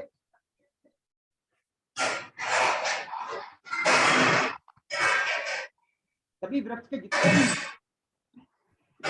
पत्ते हैं, टहनियां हैं, वह सब फल फूल सकेगा। तो ऐसे ही हमारे मूल है भगवान। तो यदि हम भगवान की तरफ नहीं जुड़ेंगे, तो हमारा जो हम पार्ट है भगवान के, हमारा जो जन्म लेना है यह बेकार चला जाएगा। भाई जैसे हाथ होता है ना, हाथ, हमारा जो हाथ है इसमें कितनी उंगलियां? 5 उंगलियां। अब मान लो जब तक हाथ से जुड़ी हुई है हथेली से उंगली, तब तक उंगली की इंपॉर्टेंस है। और मान लो हमारी कोई उंगली किसी दुर्घटनावश कट जाती है, हमारी उंगली कट जाती है, तो क्या उस उंगली को हम संभाल के रखते हैं क्या? या उसको फेंक देते हैं? नहीं, ये तो मेरी उंगली है, बहुत प्रिय है। तो उंगली की इंपॉर्टेंस कब तक हुई? जब तक वो हथेली से जुड़ी हुई, तभी तक उसकी इंपॉर्टेंस है। तो कहने का तात्पर्य है कि जब तक हम अपने मूल से जुड़े हुए, अपनी जड़ से जुड़े हुए हैं, तभी हमारी इंपॉर्टेंस है, तभी हम अपने आप को अपने आप को वास्तव में जिस चीज के लिए आए हैं हम उसका यूज कर पाएंगे। तो जैसे ही अगर हम अपने आप को भगवान से अलग मान लेते हैं तो फिर कोई मतलब नहीं है हमें और जानवर। तो हमेशा हमको भगवान की प्रसन्नता का कार्य करना चाहिए, है ना, अपने मूल की प्रसन्नता का कार्य करना चाहिए। और यही कारण है प्राय कि आज संसार में जितना दुख अवसाद फैला हुआ है, हर एक व्यक्ति के जीवन में जो टेंशन है वो इनसे दूर क्यों नहीं आता? क्योंकि वो उनको दूर करने के तरह तरह के भौतिक उपाय तो खोज रहा है, लेकिन जो वास्तविक कारण है, अपने दुख का जो मूल कारण है, उसको दूर नहीं कर रहा। वो दूर कब करेगा? जब उसको पता पड़ेगा कि वो वास्तव में किसका अंश है। जब वो जड़ को पानी देने लग जाएगा तो उसके सारे दुख अपने आप ही धीरे लग जाएगा। दूसरी चीज क्या है? दूसरी स्पेशल चीज है कर्म करने की स्वतंत्रता, है ना, कर्म करने की स्वतंत्रता जो कि योनि में संभव है। क्या हमारे घर में मान लो कोई गाय बंधी हुई है या भैंस बंधी हुई है, उसको कर्म करने की स्वतंत्रता है? उसको कर्म करने की इंडिपेंडेंस है? उसको हमने बांध दिया, चारा दे दिया, दूध दे दिया, यही काम करेगी। एक सेकंड देखना।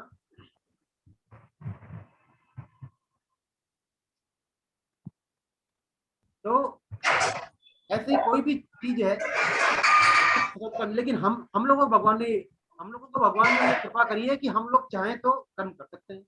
अब कुछ लोगों का क्वेश्चन होगा यहाँ पर, भाई मनुष्य योनि में जो हो रहा है वो तो भगवान की इच्छा से हो रहा है, तो हम इस योनि में जो भी करने आए हैं वो तो हम अपने पूर्व जन्मों का कर्म का फल भोग रहे हैं, है ना। तो हम लोगों की स्वतंत्रता कहाँ रही? ये तो हम तो निमित्त मात्र हैं। देखो भगवान क्या कहते हैं, ऐसा नहीं। यद्यपि स्वाभाविक रूप से जो हमको मनुष्य जन्म मिल गया है ना, और जिस वर्ण में हम पैदा हो गए वो हमारे पूर्व कर्मों के फल का ही प्रभाव है, लेकिन भगवान ने जब हमको मनुष्य जन्म दे दिया ना, उसके बाद भगवान ने पूरी स्वतंत्रता दी है कि हमने जो भी पिछले कर्म किए उनको भूल सकते हैं भगवान, और हम यहाँ पर नए कर्म कर अपना फ्यूचर बना सकते हैं, जिसको बोलते हैं हिंदी में प्रारब्ध। हम अपना फ्यूचर, हमारा जन्म कैसे होगा, हमारे कर्म कैसे होंगे, वो हम इस मनुष्य योनि में डिसाइड कर सकते हैं। हमको भगवान ने पूरी की पूरी इंडिपेंडेंस यहाँ पर दी। भगवान की तरफ से कोई मनाही नहीं है। क्यों? क्योंकि भगवान ने यहाँ हमको विवेक दे दिया, सोच से समझने की शक्ति दी। हो सकता है कि पुराने जन्मों के जो कर्म हैं उनके फलस्वरूप हमारे रिश्ते नाते बन गए, उनके फलस्वरूप हमारी एक किसी काम को करने की प्रेरणा तो हो जाएगी, स्फूर्णा हो जाएगी। मान लो किसी जन्म में आपका किसी ने मर्डर किया और वो व्यक्ति आपके सामने आ जाए इस जन्म में, तो स्वाभाविक ही हो सकता है कि आप उस व्यक्ति से सहज रूप से बात ना कर पाओ, या उस व्यक्ति को देखते ही आपकी ये इच्छा हो जाए कि इसका तो मैं बस कत्ल करूं। लेकिन कत्ल करना या न करना ये पूरी तरह हमारे ऊपर निर्भर है, इसमें हम पूरी तरह स्वतंत्र हैं। वो पुराना कर्म आपको एक स्फूर्णा देगा, आपको प्रेरणा देगा, लेकिन उस कर्म के अधीन होकर, उस स्फूर्णा के अधीन होकर कर्म करना या न करना ये पूरी की पूरी तरह सिर्फ हमारे ऊपर। यही खास बात है इस मनुष्य कि यहाँ हम यहाँ बंधे हुए नहीं है, हम नए कर्म कर अपना फ्यूचर का जन्म, अपने फ्यूचर के प्रारब्ध को हम यहाँ पर सुधार सकते हैं। यह स्वतंत्रता किसी और योनि में नहीं है। तो अब हम देखते हैं तो ये सब बातें हो गई, फिर भी हम लोगों को लगता है कि नहीं यार कोई ज्यादा फर्क है नहीं मनुष्य पशु में, वास्तव में नहीं है। क्योंकि देखो जो 4 काम होते हैं, शास्त्र में 4 काम बताए हैं, जो कि 4 काम हम भी करते हैं, पशु भी करते हैं, सब करते हैं। कौन कौन से करते हैं? एक तो आहार, खाना खाना। मैं भाई सभी को, बाकी लोगों को एक बार म्यूट कर रहा हूँ क्योंकि कुछ डिस्टर्बेंस आ रहा है। अगर किसी को कोई बात पूछनी है तो या तो चैट बॉक्स में मैसेज कर देना या हैंड रेज कर देना, क्योंकि थोड़ा डिस्टर्बेंस हो रहा है, किसी के बैकग्राउंड में म्यूजिक आ रहा है तो आवाज आ रही है ना, इसलिए एक बार म्यूट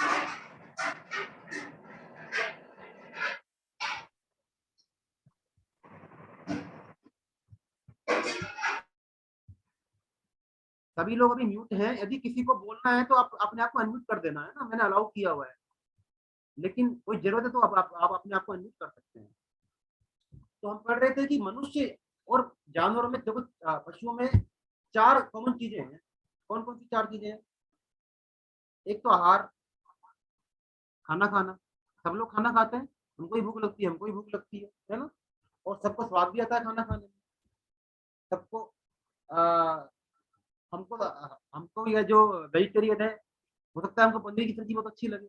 ऐसे जानवरों को भी अपने खाने में बहुत आनंद आता है। बैल को आप गुड़ खिलाओ बहुत अच्छा लगेगा, उसको आप खल वगैरह का बाट खिलाओ बहुत अच्छा लगेगा। और यदि ये सुअर है, सुअर आपने जानते ही होंगे, सुअर को सबसे ज्यादा आनंद किसमें आता है खाना खाने? सबसे ज्यादा उसको विष्टा खाने में आनंद आता है। और शास्त्र कहते हैं कि उसको जितना विष्टा खाने में आनंद आता है ना, उतना हमको पनीर की सब्जी खाने में भी नहीं आता। तो हम दोनों ही काम समान कर रहे हैं, तो क्या फर्क रहा हमें और जानवरों में?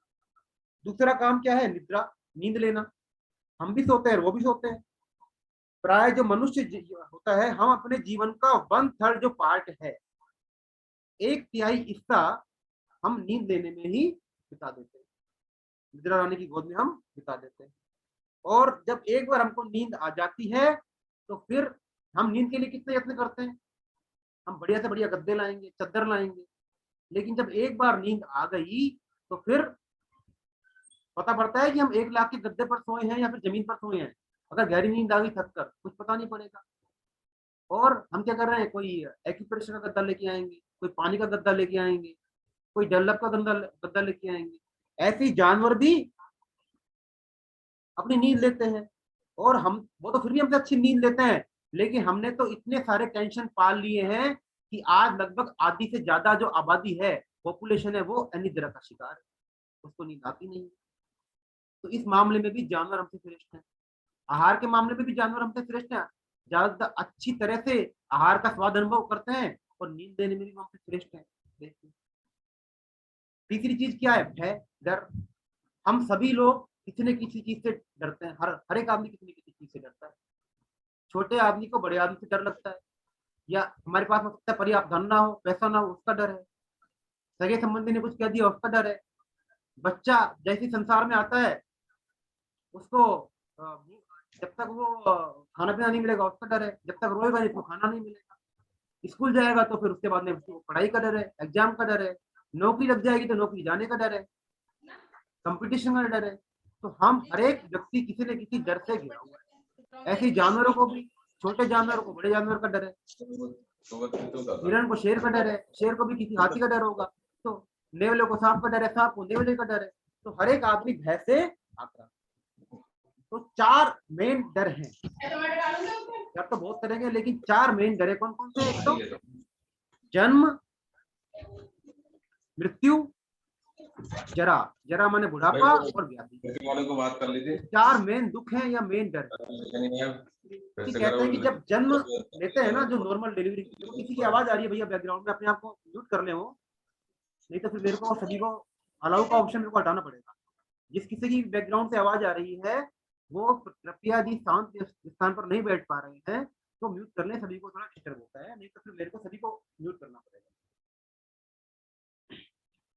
हाँ, तो जन्म लेते समय इतना डर होता है, शास्त्र कहते हैं, आजकल तो खैर ऑपरेशन से हो रहा है, लेकिन जो नॉर्मल जब बच्चा जन्म लेता है ना, कि यदि आपके जिंदा शरीर से चमड़ी उतारी जाए ना, चमड़ी, स्किन आपकी उतारी जाए, जितना डर उस टाइम पर होगा, उस टाइम उसी समय, मतलब जब बच्चा गर्भ से बाहर आता है ना, माँ की उदर से बाहर आता है, तब बच्चे को जन्म लेते समय इतना कष्ट होता है। तो जो हमारा दुख है, जो डर है, भय, वो जन्म के शुरू से ही शुरू हो जाता है। और जन्म के बाद तो पता ही है संसार क्या है, अशाश्वतम दुखाल है, अशाश्वत है और दुखाल है, दुखों का घर है। दुख चालू हो गए। फिर क्या है? मृत्यु। कहते हैं कि मृत्यु के समय इतना दुख होता है, दर्द होता है, जो भगवान की शरण नहीं आए उनकी बात हो रही है यहाँ पे, जो भगवान की शरण हो गए हैं उनकी बात नहीं हो रही, जो भगवान की शरण नहीं हुए हैं उनकी बात हो रही है ना।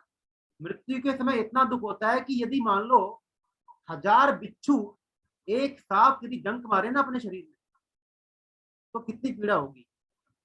हमको यदि एक बिच्छू मार ले तो हमारी क्या हालत हो जाती है, हमको पता है। और शास्त्र कहते हैं कि यदि 1000 बिच्छू एक साथ डंक मारे तो जितनी पीड़ा होगी, उस समय उतना असहनीय दर्द मृत्यु के टाइम पर होता है। फिर जरा, बुढ़ापा। बुढ़ापे के दर्द तो सबको जानते ही, मेरे को कहने की जरूरत नहीं।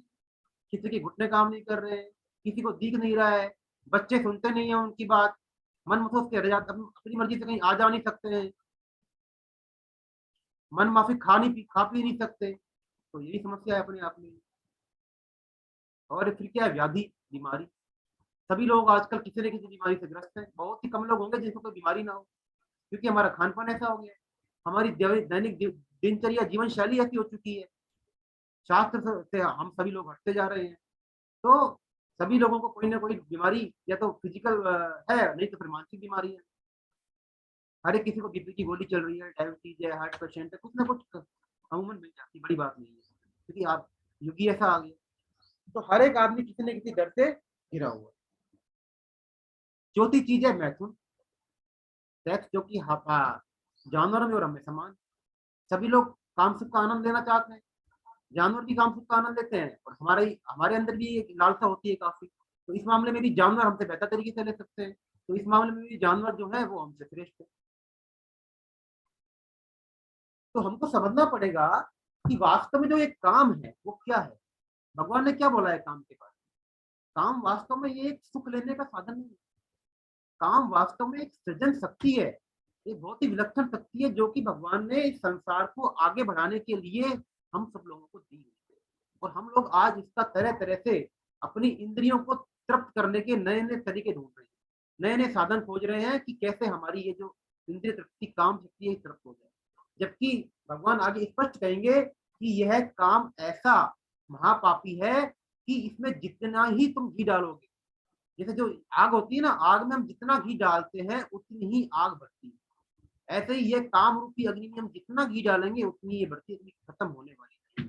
भगवान कहते हैं महाशनो महापापी, यह महापापी है, इसलिए वो अर्जुन को बोलता है कि सबसे पहले इस काम को खत्म करते हैं, आगे बढ़ना है, तो इसको तू मार डाल, है, और इसको मार डालने में तुम पूरी तरह समर्थ, हम इसका यूज करें न कि मिस यूज।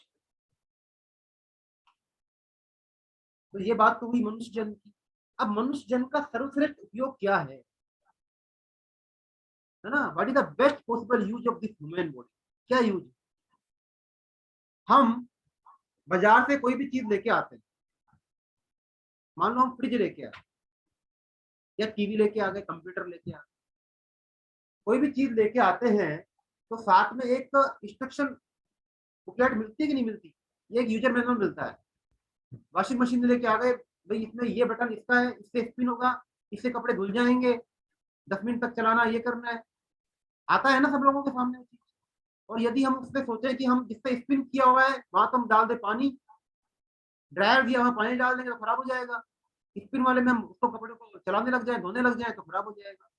तो जिस चीज का जो यूज किया है, जो उस मैनुअल में लिखा हुआ है, उसके अकॉर्डिंग ही हम बड़ी सावधानी से उस मैनुअल को पढ़ते हैं या फिर नेट पे देखते हैं कि किस बटन का क्या यूज है, उसी के अकॉर्डिंग हम उस एपरेटस का, उस उपकरण का यूज करते हैं। तो जब हर मशीन के लिए यूजर्स मैनुअल है, इंस्ट्रक्शन बुकलेट है, तो संसार की सबसे विलक्षण मशीन कौन सी है, सबसे अद्भुत मशीन कौन सी है संसार की। हमारा शरीर, ये मनुष्य योनि, मानव देह, जब भगवान ने इतनी विलक्षण, इतनी कॉम्प्लेक्स मशीन क्रिएट करी जिसके बारे में आज तक वैज्ञानिक साइंटिस्ट पूरा का पूरा नहीं जान सके, है ना, मनुष्य योनि के बारे में, मनुष्य देह के बारे में, जब भगवान ने इतनी बढ़िया मशीन बनाई है, तो क्या हमको ऐसा लगता है कि भगवान ने इसको बनाने के समय कोई इसका इंस्ट्रक्शन मैनुअल नहीं बनाया होगा, यूजर मैनुअल नहीं बनाया होगा, क्या लगता है हमको ऐसा? बिल्कुल बनाया है। क्या है वो यूजर मैनुअल? वो भगवत गीता है, क्योंकि भगवत गीता में लिखा है कि हमको इस शरीर का किस तरह उपयोग करना चाहिए, हमको इस शरीर का क्या यूज देना चाहिए, भगवत गीता में बिल्कुल स्पष्ट लिखा हुआ, इसलिए हमको भगवत गीता पढ़नी चाहिए। देखो कोई भी चीज बनती है तो पहले उसका उद्देश्य बनता है या पहले वो चीज बनती है, बताइए। कोई भी अपने आप को अनम्यूट कर सकते हैं। कोई भी चीज बनती है, किसी भी चीज का इन्वेंशन होता है, आविष्कार होता है ना, बनती है, तो पहले उसका उद्देश्य बनता है कि किस चीज के लिए बनानी है, जरूरत महसूस होती है उसके बाद ही बनती है, या पहले चीज बनती है फिर उद्देश्य बनता है? उद्देश्य के पश्चात ही किसी भी चीज का निर्माण किया जाए। बिल्कुल बिल्कुल बिल्कुल। कौन सा बोल रहे हैं? अल्केश जी, सर पहले जरूरत होती है, उसके बाद पहले जरूरत बनती है और उसके बाद में कहावत भी है, आवश्यकता आविष्कार की जर्नी है। आवश्यकता आविष्कार की जर्नी, ठीक है। बोलने के बाद में आप म्यूट कर लो ताकि थोड़ा सा डिस्टर्बेंस ना हो। हाँ, तो आवश्यकता आविष्कार की जननी है। तो इसी प्रकार जब हमारा मनुष्य जन्म बना, तो मनुष्य जन्म बनने से पहले इसका उद्देश्य बना होगा ना। तो उसका उद्देश्य क्या था? भगवान ने इसका उद्देश्य बनाया कि भाई ये जो जीव है जो कि विभिन्न योनियों में घूम रहा है, यह अपना उद्देश्य प्राप्त कर ले, यह अपना पर्पज इस जीवन का प्राप्त कर ले, इसलिए उन्होंने इस मनुष्य शरीर को बनाया और इस मनुष्य शरीर को हमको दिया ताकि हम यहाँ पर आकर अपने एम को प्राप्त कर लें, प्रेम को प्राप्त कर लें, है ना। तो हम सभी लोग अपने लिए क्लैपिंग करें कि हम लोग भगवत गीता के सम्मुख हुए हैं, है ना। हम सभी लोग अपने आप को बहुत भाग्यशाली माने क्या, भाग्यशाली है ही, बहुत ही विलक्षण बात हुई है, बहुत ही स्पेशल कुछ बात हुई है ताकि हम आज इकट्ठे होकर हम गीता का पान कर रहे हैं, भगवान की वाणी का पान कर रहे हैं। ये कोई आसान बात नहीं है। आप इस चीज को अभी अगर आपको ये बात नहीं आ रही तो जैसे जैसे आप आगे पढ़ोगे ना आपको ये बात समझ में आएगी। और जब गीता पढ़ने के बाद में स्वतः ही अपने आप ही जब गीता आपका जीवन चेंज करने लगेगी ना अपने आप ही, तो आपको महसूस होगा कि वास्तव में हमारा जो निर्णय था कितना अच्छा था। यह कोई आसान निर्णय नहीं था, लेकिन एक बार हमने निर्णय ले लिया और जिस तरह से मेरी अब जब लाइफ चेंज हो रही है, मेरी सोचने समझने की शक्ति इंप्रूव हो रही है, मेरी अंदर लाइफ जो एक इनर स्ट्रेंथ मिल रही है। भाई मैं तो अपना अनुभव कहता हूँ, जब मैं गीता से नहीं जुड़ा था, क्योंकि मैं प्राइवेट सेक्टर में हूँ, बैंक में हूँ, और आप जानते हो कि बैंकिंग की हालत क्या है। और जब मैं गीता से जुड़ा तो हम आध्यात्मिक की तो दूर की बात करें, मैंने भौतिक स्तर पर कितना मेरे को फायदा हुआ है मैं नहीं बता सकता इस चीज। आज चाहे ऑफिस में कितनी टेंशन हो जाए, कुछ हो सकता है थोड़ी देर के लिए टेंशन हो, लेकिन थोड़ी देर में उसको उभरने की शक्ति किससे मिल रही है? मेरे को इससे मिल रही है। क्योंकि अगर अभी हम टेंशन में रहेंगे तो हम अपने काम को खराब ही करेंगे आगे वाले को। और यदि हमने उस स्थिति से हम सहज रहे, उससे हमने ज्यादा अपना जुड़ाव नहीं किया, तो हमने वो जो काम खराब हुआ तो हो गया, लेकिन जो हमारा आगे आने वाला काम है हम उसको खराब नहीं करेंगे, तभी हम अपना 100% दे पाएंगे। और यदि हम पहले वाली टेंशन से, उसके अवसाद से हम ग्रसित हो जाएंगे, तो फिर हमारा जो बात का काम है वो भी बिगड़ जाएगा। तो आध्यात्मिक जीवन की तो बात दूर रही, भौतिक जीवन में भी गीता हमारे जीवन में आमूल चूल परिवर्तन लाने की क्षमता रखती है, क्योंकि ये भगवान की वाणी, किसी और की नहीं है। भगवान ने खुद बोला है, ऐसा और कोई भी ग्रंथ नहीं है जो भगवान ने बोला हो। यह सिर्फ एकमात्र विश्व का इकलौता ग्रंथ है जो कि भगवान ने अपने मुख से, अपने श्रीमुख से खुद बोला है। क्योंकि भगवान के बारे में भगवान से ज्यादा कोई बता सकता है क्या? आज यदि मैं आपसे पूछूं कि आप जरा अमित गर्ग के बारे में बताइए, तो क्या आप मेरे से ज्यादा जान सकते हैं क्या? मेरे से ज्यादा मेरे को कोई नहीं जान सकता, हमारे बारे में हमसे ज्यादा अपने को कोई नहीं जान सकता। तो भगवान के बारे में भी भगवान से ज्यादा कोई उनको जान सकता है क्या? तो ऐसा ग्रंथ जिसको कि भगवान ने खुद बोला, उससे ज्यादा इंपॉर्टेंट ग्रंथ और क्या होता है? यदि किसी ने गीता पढ़ ली तो फिर उसको और किसी ग्रंथ को पढ़ने की आवश्यकता है ही नहीं। और यही कारण है कि विश्व में ये सबसे पॉपुलर हुई है। हर एक धर्म के, हर एक संप्रदाय के व्यक्ति ने इसको अपनाया है गीता को, क्योंकि गीता में गीता नहीं बोलती कि आप इस धर्म के हो तो ही आप गीता पढ़ने के अधिकारी हो, आपको गीता पढ़ने के लिए 4 चीजें करनी पड़ेंगी। गीता कुछ भी नहीं कहती है। गीता कोई प्रवचन नहीं है, गीता एक आर्ट ऑफ लिविंग लाइफ है, जीवन जीने की कला है, जिसमें कि जीवन की हर समस्या का समाधान है। बड़े बड़े महापुरुषों ने गीता पढ़ी, क्यों? वो अपने जितने भी फ्रीडम फाइटर्स थे, या जितने भी, आज हमारा जो प्राइम मिनिस्टर है मोदी है, जब भी बाहर जाते हैं तो प्राय क्या करते हैं? गिफ्ट में किसको? भगवत गीता की बुक को देते हैं, क्योंकि उसका सम्मान है पूरे उसमें विश्व में। सब जानते हैं कि गीता में क्या लिखा हुआ है। बड़े बड़े फॉरेनर्स, जो बड़े बड़े दार्शनिक हुए हैं, है ना, फिलोसफर्स हुए हैं, या महापुरुष हुए हैं, साइंटिस्ट हुए हैं, अल्बर्ट आइंस्टाइन जैसे, जितने भी ज्यादा, लोकमान्य तिलक, महात्मा गांधी, इन सब लोगों ने गीता को अपनाया। ये लोग कहते थे कि जब भी मेरे जीवन में कोई प्रॉब्लम आए, जब भी जीवन में कोई समस्या आती है, ये गीता का कोई सा ही पन्ना, गीता को खोलते थे और उसका जो भी पन्ना खुल जाए, उसका जो भी श्लोक खुल जाए, उस श्लोक को पढ़ लेते थे तो उनको तुरंत उस समस्या का समाधान हो जाता है। ऐसा क्यों है आखिर? ऐसा क्यों है आखिर? क्योंकि देखो भगवान की वाणी गीता है, और जो भगवान के अविनाशी है, तो गीता का पूरी तरह अर्थ, उसकी व्याख्या करना तो किसी के बस की है ही नहीं, संभव है ही नहीं। इवन यहाँ पर हम जो गीता पढ़ रहे हैं, हम किसके आधार पर कर रहे हैं? स्वामी राम सुखदास जी। स्वामी राम सुखदास जी का नाम किसी ने सुना होगा ना भाई? अगर किसी ने स्वामी राम सुखदास जी का नाम नहीं सुना है तो कृपया हैंड रेज कर दें। क्योंकि पूरी गीता में हम स्वामी रामकृष्ण दास जी के बारे में बहुत विस्तार से बताएंगे, उन्हीं के आधार पर हम गीता पढ़ रहे हैं। तो इन्होंने किया है ये माइस्टिक एक्सबीस्ट। देखो सर, आपने हैंड रेज किया, लेकिन मेरा आपसे निवेदन है कि कृपया अपना नाम चेंज कर लीजिए जूम में जाके, मैं आपका नाम नहीं पढ़ पा रहा हूँ। हेडफोन लगा के बैठे हैं सर, ये मिस्टिक एक्सबीस्ट करके नाम क्या आ रहा है इनका। I request him to change it please. तो स्वामी रामसुख दास जी, जिनके ज्यादातर लोग जानते हैं, रामसुख दास जी ने गीता की एक बहुत विलक्षण टीका लिखी है जिसका नाम है साधक संजीवनी, है ना। साधक संजीवनी, साधक संजीवनी भगवत गीता क्या है? ओरिजिनली भगवत गीता एक 700 श्लोकों का संकलन है। क्या है भगवत गीता? 700 श्लोकों का संकलन। और गीता कहाँ बोली थी? गीता महाभारत के युद्ध के समय बोली थी। तो मैं पहले आपको थोड़ा गीता के बारे में परिचय दे देता हूँ। हाँ, इन्होंने अपना आदेश कुमार सिंह जी, बहुत अच्छी बात है, इन्होंने नाम चेंज कर लिया। तो आदेश जी देखो, पहली बात तो हम गीता के बारे में बताए थे। जब महाभारत का युद्ध हुआ था, महाभारत का युद्ध उस टाइम पर गीता बोली गई थी। महाभारत को पंचम वेद बोलते हैं और महाभारत को वेद व्यास जी ने लिखा है। महाभारत जो ग्रंथ है उसमें पर्व है बहुत सारे, ये सेक्शंस होते हैं ना, चैप्टर, स्कंद, ऐसे वहां पर्व बोलते हैं। वहां पर एक पर्व है भीष्म पर्व। भीष्म पर्व के अध्याय 25 से लेकर अध्याय 42 तक भगवत गीता, वहां पर भगवत गीता का वर्णन। उसी पार्ट को अलग से फिर श्रीमद् भगवत गीता बोला गया, जिसको कि हम पढ़ते हैं 700 श्लोकों में।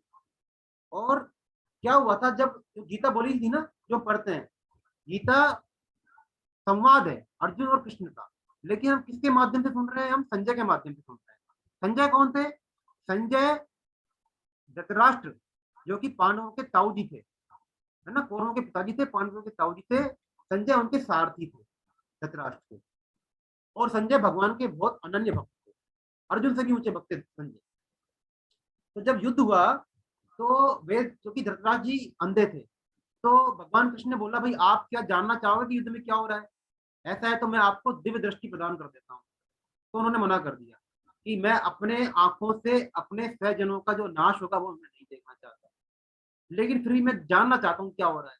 तो एक काम करो, आप मेरे को ना देकर मेरे सारथी संजय को दिव्य दृष्टि दे दो। तो भगवान ने संजय को दिव्य दृष्टि दे दी, है ना।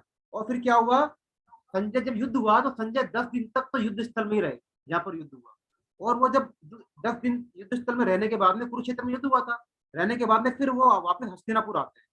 जब वो वापस हस्तिनापुर आते हैं तो धृतराष्ट्र संजय से पूछते हैं, भाई युद्ध में क्या हुआ? आप मेरे को अभी तक जो भी युद्ध में हुआ है वो आप मेरे को उस पूरी घटना का सिलसिलेवार वर्णन कीजिए, एक एक चीज के बारे में मेरे को डिटेल में बताइए। और तब संजय उनको पूरी घटनाक्रम बताते हैं। तो जो भी ये चीज हो रही है ना, ये चीज पहले हो चुकी है, ये 10 दिन बाद की कहानी, 10 दिन बाद की कहानी। गीता जब भगवान श्री कृष्ण ने बोली थी, किस दिन बोली थी? एकादशी के दिन बोली। इसीलिए हम कहते हैं कि हम सबको एकादशी का व्रत करना चाहिए। यदि कोई भी वैष्णव एकादशी का, देखो वैष्णव कहलाने का अधिकारी नहीं होगा यदि हम एकादशी का व्रत नहीं करते हैं। और एकादशी का व्रत में कोई बहुत ज्यादा फाउंडेशन नहीं है, हम डिटेल में इसकी चर्चा करेंगे बाद में कैसे करना चाहिए। लेकिन भगवान ने गीता का बोली थी एकादशी के दिन। जो एकादशी का व्रत करता है उसको फिर और कोई व्रत करने की आवश्यकता है नहीं, करना है तो कर लो लेकिन जरूरत नहीं। और गीता भगवान ने कृष्ण को सिर्फ 40 से 45 मिनट के अंदर पूरी की पूरी सुना दी थी। और कब सुनाई थी? आज से लगभग 5250 वर्ष पूर्व पहले भगवान ने अर्जुन को गीता सुनाई। और पूरी गीता में 700 श्लोक हैं, जिसको वेद व्यास जी ने हमारी समझ के हिसाब से 18 अध्याय में उसको क्लासिफाई कर दिया, डिवाइड कर दिया। अदरवाइज भगवान ने तो पूरी गीता एक साथ बोली थी। तो हम बात कर रहे थे स्वामी रामसुख दास जी की। स्वामी रामसुख दास जी ने इस गीता के ऊपर एक बहुत डिटेल में व्याख्या लिखी है, टीका लिखी है, जिसका की नाम है साधक संजीवनी। स्वामी रामसुख दास जी एक बहुत ही वीतरागी संत थे, जो लगभग 102 या 103 साल तक उन्होंने के बाद उन्होंने अपना मानव शरीर छोड़ा। और ऐसा जैसा उन्होंने गीता की व्याख्या की, ऐसी गीता की व्याख्या प्राय सुनने को नहीं मिलती, क्योंकि असली गीता की टीकाएं तो गीता की बहुत हैं, कम से कम कहते हैं कि 1800 से ज्यादा गीता के बारे में कमेंट्रीज लिखी जा चुकी है, लेकिन असली टीका वो है जो कि जिसको पढ़ने से हमारा भगवान के अंदर प्रेम उत्पन्न हो जाए। बाकी ज्ञान, हमको ज्ञानी बनना है, गीता याद कर लेंगे, पंडित तो बहुत सारी टीका बना देंगे, लेकिन जिस चीज को पढ़कर हम भगवान के प्रति हमारा प्रेम उत्पन्न हो जाए, भगवान से हमारा हम जुड़ाव महसूस करें, भाव में बह जाएं, ऐसी टीकाएं बहुत कम है। तो साधक संजीवनी ऐसी एक टीका है। मतलब टीका मतलब एक भगवान की व्याख्या है गीता की। स्वामी रामसुखदास जी बहुत समय तक गीता प्रेस, जो गीता भवन ऋषिकेश में है, गीता भवन गंगा किनारे, वहां रहे, वहां पर बैठकर ही उन्होंने साधक संजीवनी की रचना की। बहुत ही विरक्त संत थे और उनको स्वामी जी बोलते हैं। ऐसे ही वहां पर दो लोग और थे जो महान जो मूर्तियां हैं, सेठ जी जयदयाल जी गोयनका जी और एक भाई जी हनुमान प्रसाद पोद्दार। ये 3 स्तंभ हैं गीता प्रेस के।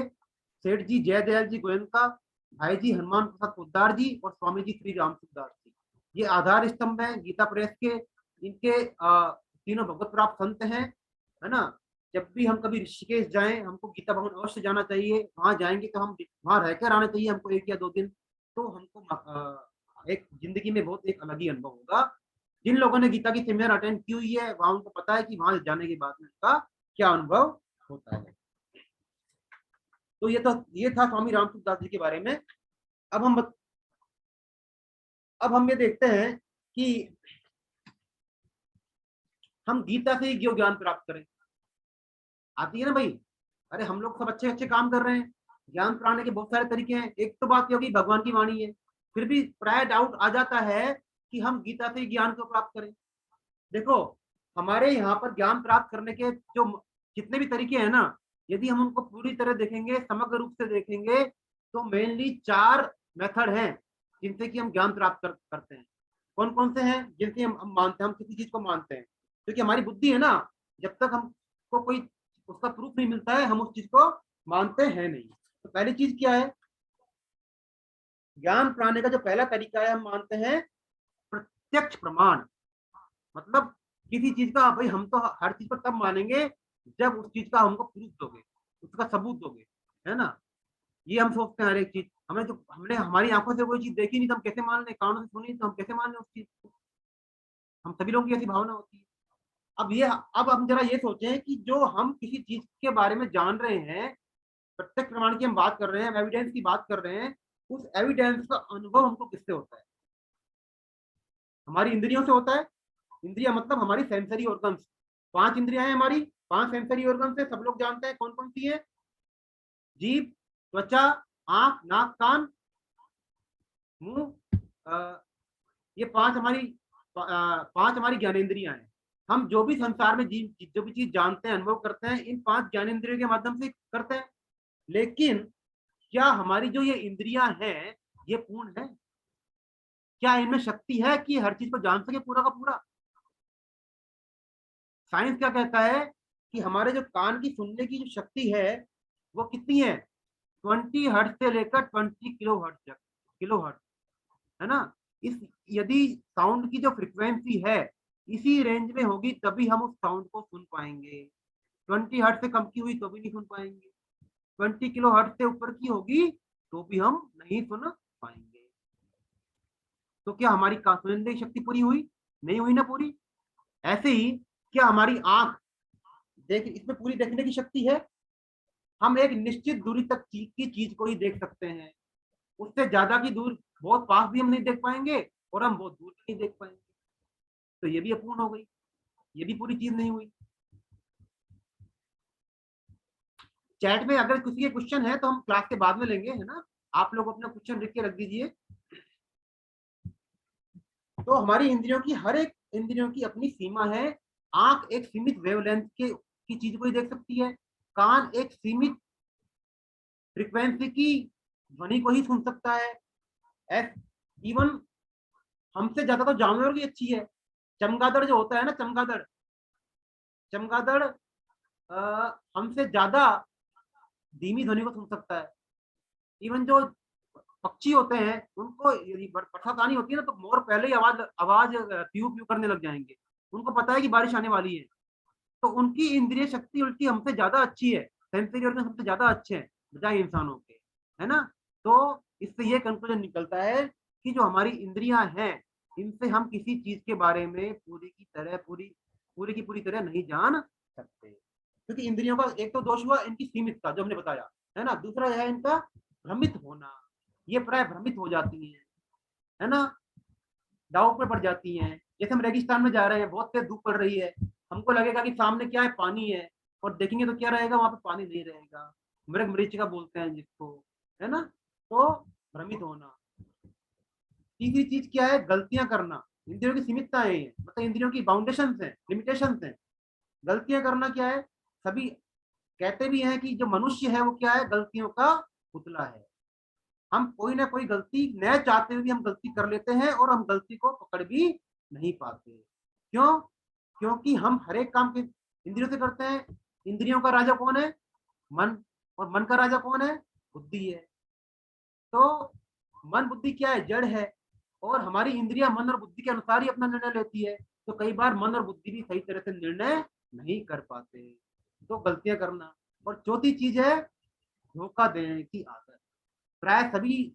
हम सभी में प्राय धोखा देने की आदत होती है। हम अपना काम बनाने के लिए, अपनी स्वार्थ पूर्ति के लिए, अपनी सेल्फिशनेस के लिए हम दूसरे को धोखा देने में हम कोई बुराई का अनुभव नहीं करते। ये तो कोई बात नहीं, चलता है, ऐसा करना ही पड़ेगा। तो इस तरह से ये सिद्ध होता है कि जो डायरेक्ट एविडेंस है, प्रत्यक्ष प्रमाण है, वो ज्ञान प्राप्त करने का सही तरीका नहीं है। एक हद तक हो सकता है पर सही तरीका नहीं। दूसरा क्या है तरीका? अनुमान प्रमाण। अनुमान प्रमाण का मतलब है कि हम अनुमान के आधार पर, गैस करने के आधार पर भी हम किसी चीज को ज्ञान प्राप्त करने की ट्राई करते हैं। अब मान लो एक हाथी है, एग्जाम्पल एक हाथी है, और उस हाथी को 4 अंधे लोग उसको टच करते हैं और वो मेरे को बताए भाई वो हाथी इतना बड़ा है। तो हर एक आदमी जो अंधा आदमी है उसको छूकर अलग अलग तरीके से उसका डिस्क्राइब करेगा। कोई तो बोलेगा हाथी इतना मोटा है, कोई बोलेगा इतना मोटा है, तो कोई बोलेगा उसकी पूंछ इतनी बड़ी है, कोई बोलेगा इतनी बड़ी है, तो कोई बोलेगा उसकी पूंछ कितनी है, कोई बोलेगा कितनी। तो जबकि हर एक व्यक्ति की दृष्टि में, जिसने उसको छुआ है, स्पर्श किया है, उसकी दृष्टि में वो सही है। लेकिन क्या वो वास्तव में सही है? सही तो वही है जो सबकी दृष्टि में सही हो, जो हमेशा सही हो। तो अनुमान भी, हर एक अनुमान प्रमाण भी ज्ञान प्राप्त करने का प्रॉपर मेथड है। तीसरा है वैज्ञानिक प्रमाण, तार्किक प्रमाण या परंपरागत विद्या। हम क्या कहते हैं कि हम उसी चीज को मानेंगे जो कि साइंस प्रूव करे। अदरवाइज हम तो भैया बड़े साइंटिफिक लॉजिक से चलते हैं, तर्क से प्रूव कर दो उस चीज को तो ठीक है, अदरवाइज हम आपकी बात को मानने वाले नहीं। तो क्या हम सोचें कि आज तक साइंस ने जितने भी प्रिंसिपल दिए हैं, जितने भी सिद्धांत दिए हैं, क्या वो पूरी की तरह आज जो पहले बोला था वो आज सही है? हमको बोला गया था पहले कि हमारे पूर्वज कौन थे? बंदर थे। बोला है ना डार्विन ने कि हम बंदर की संतान है। भाई अगर आज बंदरों की संतान है तो क्या हमारी कोई बंदरों जैसी आकृति मिल रही है क्या? क्या अभी हम बंदर हैं? बाद में उस चीज का खंडन हो गया। तो साइंस किसी चीज को, उसको कोई तर्क मिलता है ना, एविडेंस के बेस पर किसी चीज को प्रूव करती है, लेकिन जब उससे बेहतर तर्क मिलता है तो अपनी पहले की थ्योरी को वो काट देती है और कहती है भाई हमने जो पहले बोला था वो सही नहीं है, लेकिन जो अब बोल रहे हैं वो सही है। और हो सकता है कि फ्यूचर में कोई और थ्योरी आए तो वो थ्योरी भी गलत हो जाए। तो वो चेंज होती रहती है। तो जो चीज चेंज होती रहती है, क्या वो चीज सही है? इसका मतलब साइंस भी अपने बारे में पूर्ण है नहीं, ज्ञान प्राप्त करने का पूरा तरीका है। किसको डाउट है इस बारे में? अभी तो मैं बोला। तो फिर ज्ञान प्राप्त करने का प्रॉपर मेथड क्या है? तो प्रॉपर मेथड ज्ञान प्राप्त करने का है शब्द प्रमाण। इसको बोलते हैं शब्द प्रमाण, एविडेंस। वो जो कि हम बड़े बड़े हमारे जो ऋषि मुनि हैं, त्रिकालदर्शी हैं, जिन्होंने तपस्या करी, तब किया, जब किया, उसके बाद में जो उन्होंने ज्ञान प्राप्त किया, जो भगवत गीता में लिखा है ना, वो ज्ञान, क्योंकि वो ज्ञान शाश्वत है, उस ज्ञान को आज तक किसी ने काट ही नहीं सका। उल्टे जो कि साइंस है ना, साइंस उस ज्ञान तक अब पहुंच रही है, उस ज्ञान तक पहुंचने की कोशिश कर रही है। जब भी साइंस को मिलता है ना कि उसने एक चीज खोज कर ली, और जब वो बाद में हमारे ग्रंथों को खोल के पढ़ती है, अरे ये चीज तो इनके ग्रंथों में पहले ही लिखी हुई है, तो उनको बड़ा आश्चर्य होता है, अच्छा ऐसा है। तो जो चीज जिसके विपरीत कभी थ्योरी बने ना, उससे बेहतर कोई सिद्धांत बने ना, वो है वास्तव में ज्ञान प्राप्त करने का प्रॉपर मेथड, और वो है शब्दकोश। तो हमारे सामने कौन से प्रमाण, हम कहाँ से लें ज्ञान प्राप्त करने के तरीके कौन कौन से हो गए? जो भी हमारे ग्रंथ हैं। कौन कौन से ग्रंथ हैं?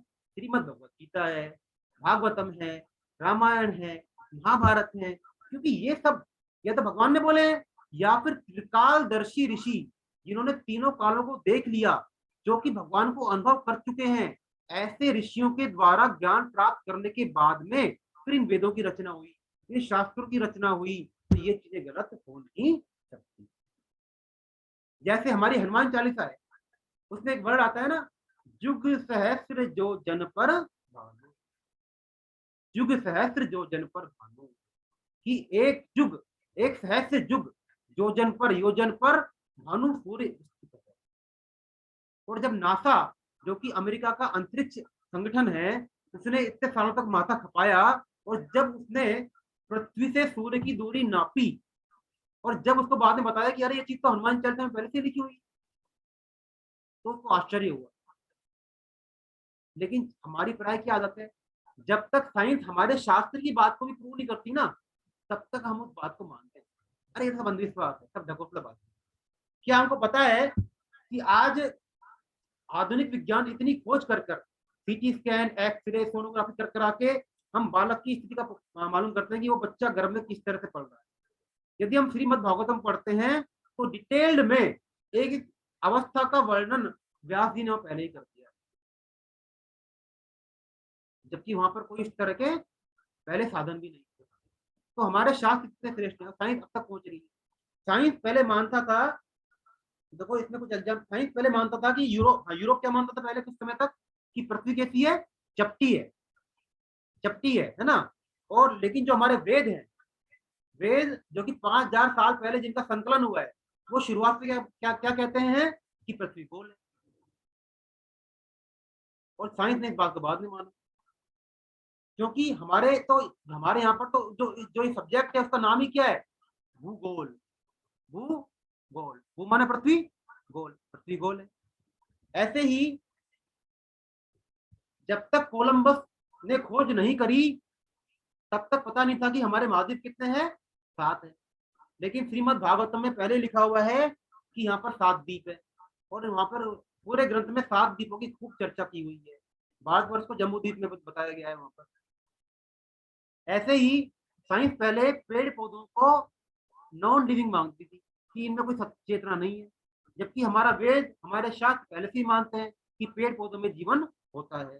तो जब जगदीश चंद्र बोस ने सिद्ध किया कि पेड़ पौधों में जीवन होता है, तब साइंस ने इस चीज को, तो हम लोग पहले ही मानते थे इस चीज को। ऐसे ही हम लोग बोलते हैं कि भाई जो अग्नि है पवित्र है, और अग्नि में भी जीवन है, अग्नि में भी जीवन की सत्ता मौजूद है। साइंस इस चीज को नहीं मानता था, तो क्या करता था पहले, जितने भी मेडिकल एपरेटस थे वो किसमें गर्म करते थे, गर्म पानी में गर्म करते थे उनको, अग्नि में गर्म करते थे, आग में, है ना। लेकिन बाद में साइंस को मालूम पड़ा कि फायर बैक्टीरिया भी होते हैं, मतलब अग्नि के अंदर भी जीवन सत्ता मौजूद है, जो कि हम लोग पहले ही बता चुके हैं शास्त्रों के अंदर। तो इसका मतलब ऐसे ही ये आपके ईसाइयों में कौन है, ईसा मसीह हुए, मुसलमानों में मोहम्मद पैगंबर हुए। इन सबकी चर्चा हमारे ग्रंथों में पहले की जा चुकी है। महावीर स्वामी, गौतम बुद्ध, सबकी चर्चा की जा चुकी है। और ऐसे ही आगे चैतन्य महाप्रभु की चर्चा की जा चुकी है। अब आगे कौन आएंगे, कल्कि महाराज आएंगे, है ना। कल्कि महाराज की भी चर्चा भागवत में पहले की जा चुकी है। तो सारे की जितनी भी जो चीजें हो रही है ना, ऑलरेडी सारा का सारा पहले लिखा जा चुका है। साइंस क्या कर रहा है, सिर्फ उसको रिसर्च कर रहा है। इसलिए बोलते हैं रिसर्च, सर्च और रिसर्च में फर्क है ना। सर्च माने खोजना, रिसर्च माने उस चीज को दोबारा खोजना, जो चीज पहले है उसको दोबारा खोजना। इसलिए बोलते हैं रिसर्च, दोबारा खोजना। तो इसलिए हमको भगवान की कृपा से भारतवर्ष में सारे ग्रंथ मिल गए हैं, तो हम लोगों को इनका अध्ययन करना चाहिए, इन पर विश्वास करना चाहिए, इन पर कोई डाउट हमको नहीं करना चाहिए। ऐसा नहीं कि हम साइंस की वेट करें इन चीजों को प्रूव करने के। अब दूसरी चीज आती है, हम लोग सोचते हैं कि भाई ये जो भगवत गीता है ये क्या वास्तविक है, वास्तविक है या क्या है ये। तो देखो भाई, गीता है ना, ये वास्तविक है। ये कुरुक्षेत्र के युद्ध में हुई थी, भगवान ने बोली थी ये प्रतीकात्मक नहीं है, ये वास्तविक है ना। सब जितने भी महाभारत के पात्र हैं सबके सब वास्तविक है, कोई इनमें डुप्लीकेट नहीं है। और यदि फिर भी हम लोग सोचे भी हम तो नहीं मानते, मत मानो भाई, कोई बात नहीं, कम से कम हम गीता की शिक्षाओं को मान लें।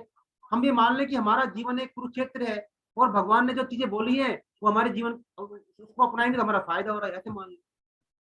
लेकिन गीता वास्तविक है, दोनों ही तरीके से हमारा फायदा ही होने वाला है, नुकसान होने वाला है नहीं।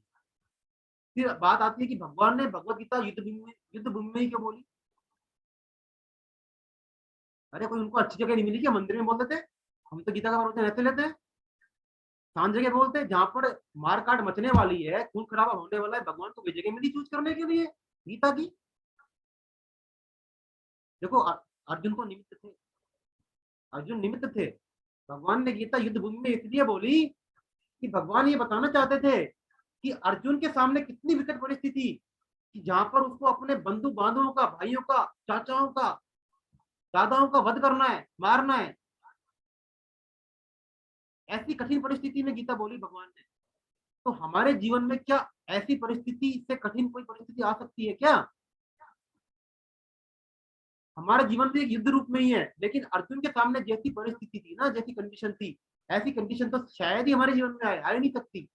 जब उस कंडीशन में भगवान अर्जुन का मोह दूर कर सकते हैं, तो हम क्यों अपने दैनिक जीवन में, सामान्य जीवन में, डेली की जो रोजमर्रा की टेंशन में हम अपना मोह को दूर नहीं कर सकते? तो भगवान ने इसीलिए युद्ध भूमि को चुना, भगवान ने अर्जुन को गीता का उपदेश देना था। तीसरी चीज है भाई, गीता की तो बहुत सारे ग्रंथ लिखे गए हैं, है ना, तो हमें सादा संजीवनी ही क्यों पढ़े? गीता का वास्तविक उद्देश्य क्या है? देखो गीता के बहुत सारे वो लिखे गए हैं, और गीता की क्या है, कितनी टीका लिख दो, कोई भी गीता को पूरा का पूरा ढंग से बता सकता ही नहीं।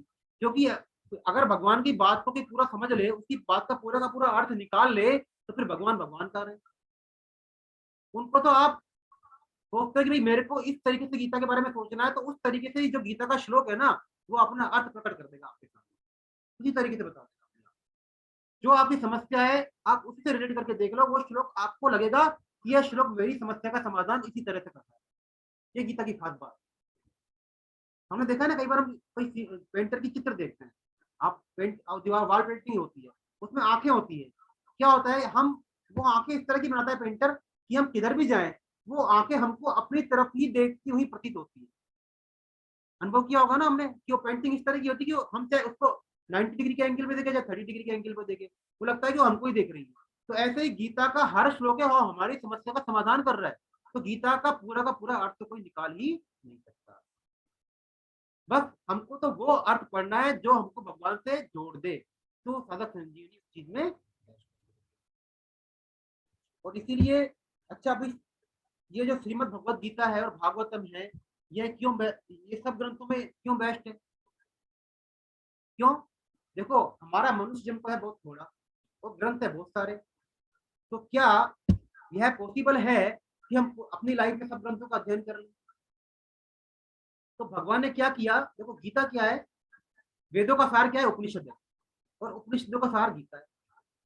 तो भगवान ने क्या किया, भगवान ने कृपा करके गीता सिर्फ 700 श्लोकों में पूरे वेदों का, उपनिषदों का सार लिख दिया। उनको पता है भाई कलयुग में एक मनुष्य की आयु बहुत थोड़ी है और न इसको समय है, तो यदि हम सिर्फ गीता का अध्ययन कर लेते हैं, एक छोटी सी बुक 700 श्लोकों का अध्ययन कर लेते हैं, समझ लेते हैं ना, तो फिर हमको कोई और चीज को पढ़ने की जरूरत है ही नहीं, सारे के सारे शास्त्रों का ज्ञान हमको मिल जाएगा। इसीलिए गीता अपने आप में एक विलक्षण ग्रंथ है। और भगवान की लीलाओं के बारे में सुनना है तो हम भागवत पढ़ें, अदर और इसके अलावा किसी ग्रंथ को हम पढ़ लें, टाइम मिल रहा है तो, लेकिन पढ़ने अगर नहीं भी पढ़े तो कोई दिक्कत वाली बात है ना। फिर गीता गंगा से भी बढ़ता है, गीता गंगा से भी बढ़ता है। क्यों? गीता पवित्र करने वाली। देखो गंगा जी में पवित्र होने के लिए तो गंगा जी में स्नान करना पड़ेगा, लेकिन हम सभी के घरों में गीता रूपी जो गंगा है सभी के घरों में उपलब्ध है। तो यदि हम गंगा स्नान डेली नहीं कर पा रहे हैं तो हम गीता को पढ़ेंगे तो गंगा स्नान हो ही जाएगा। और दूसरी चीज क्या है, गीता गायत्री से भी बढ़कर है, क्योंकि गायत्री से तो क्या होता है, मुक्ति होती है, लेकिन जो गीता का साधक होता है ना, वो मुक्ति की भी परवाह नहीं करता है ना, वो तो उसको सिर्फ भगवान का प्रेम चाहिए और मुक्ति को भी ठोकर मार देता है। उसको तो सिर्फ भगवान का प्रेम चाहिए और उसमें इतना मग्न, क्योंकि उसको जीवन की दशा और दिशा दोनों मिल जाती है गीता से। और तीसरी चीज क्या है, गीता ये नहीं बोलती कि आपको गीता पढ़ने के लिए जंगल में जाने की जरूरत है, अपने कामकाज छोड़ने की जरूरत है। गीता बोलती है कि आप जहां भी हो, जिस कंडीशन में भी हो, जिस अवस्था में भी हो, आप वहीं पर रहकर अपना उद्धार कर सकते हो। इसीलिए बोलते हैं कि गीता व्यवहार में मतलब हम अपना कुछ भी काम करें, हम नौकरी करें, बच्चों का लालन पालन करें, कुछ भी काम करें, हर काम को करते हुए हम भगवान को प्राप्त कर सकते हैं। इसके लिए किसी चीज को छोड़ने की जरूरत नहीं है, उल्टा हमारे काम को करने की दक्षता, हमारी काम को करने की एफिशिएंसी बढ़ती है। तो गीता इंपॉर्टेंट है। तो भाई देखो लास्ट में एक बात और बोलते हैं, अब हम गीता श्लोक कंटेस्ट कर ले, देखो अच्छी बात है हम श्लोक याद करें, गीता पढ़े, लेकिन जब तक हम गीता के अनुसार अपना आचरण ना बनाएं या आचरण बनाने की कोशिश ना करें या भगवान की बात जो भगवान ने बोली है उसको ना माने, तो फिर कोई फायदा जैसे एक कहानी है, बुक में भी है, एक बहेलिया था। बहेलिया मतलब जो पक्षियों का शिकार करता है ना, उसको बोलते हैं बहेलिया। तो वो पक्षियों का शिकार करता था और डेली उसके जाल में बहुत सारे फंस जाते थे। बट तो वहां पर एक महात्मा जी ने देखा ऐसा हो रहा है, तो उन्होंने बोला भाई इनको थोड़ा मैं समझाता हूँ। तो उन्होंने बोला भैया ऐसा है, अब जब भी शिकारी आएगा ना तो आपको बोलना है, बहेलिया आएगा, शिकारी आएगा, जाल बिछाएगा, दाना डालेगा, है ना, दाना चुगना नहीं है और जाल में फंसना नहीं है। उन्होंने 3-4 बार बोला और उनको रटा दिया ये बात, है ना। वो खुश हो गई, अब ये फंसेंगे नहीं। अब क्या हुआ साहब, आया बहेलिया, जाल बिछा, तो वो जाल बिछाया, उसने दाना डाला, हमने जाल में बैठ गए, फंस गए, दाना डाला और सब लोग गा रहे हैं जोर जोर से कि बहेलिया आता है, जाल बिछाता है, दाना डालता है, लेकिन जाल में फंसना नहीं। वही बात है कि यदि हम गीता पढ़ ले, याद भी कर ले, सब कुछ कर ले और गीता के अनुसार अपना जीवन बनाने की कोशिश ना करें, तो फिर गीता समझना व्यर्थ है। जैसा मेरा छोटा बेटा है 4 साल का, वो पहले बाथरूम करने नहीं जाता था, तू करने क्या करता था, उसको बताता नहीं बाथरूम कहाँ करना है, तेरे को बाथरूम में करना है। याद करा दिया, कितना ही समझा दो, बाथरूम बाहर ही करेगा अपने अंडरवियर में, कितना ही समझा दिया उसको। तो क्या बोलता था, बाथरूम करने के बाद क्या बोलता है कि पापा बाथरूम कहाँ करनी है, बाथरूम में करनी है, बाथरूम करके बाहर खड़ा हुआ है, पापा बाथरूम में करनी है। तो कोई फायदा हुआ समझाने का? नहीं हुआ ना। तो ऐसे ही जब तक हम उस चीज को आचरण में लेके नहीं आएंगे तो उस चीज को पढ़ने का कोई फायदा नहीं। शब्दों के साथ में देखो आज हमारा गीता का जो इंट्रोडक्शन था, इस बात को मैं विराम देता हूँ। आपका इस संबंध में अगली क्लास से हम अध्याय वाइज गीता का अध्ययन करेंगे अर्जुन विषाद योग से। आज जो भी डिस्कशन किया इस संबंध में कोई भी प्रश्न हो 5 मिनट के अंदर कर लेते हैं, हमारा लगभग पूरा हो चुका है ना।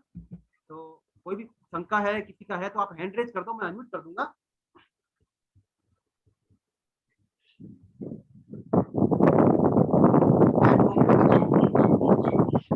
देखो कुछ लोगों का मैसेज आया है कि मेरी आवाज क्लियर नहीं आई,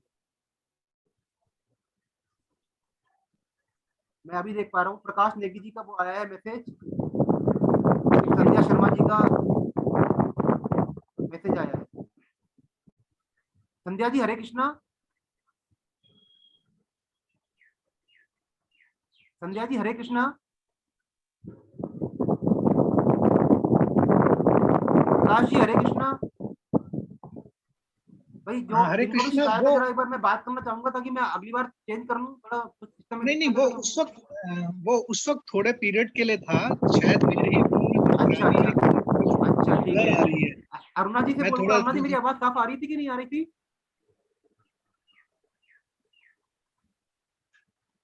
अरुणा जी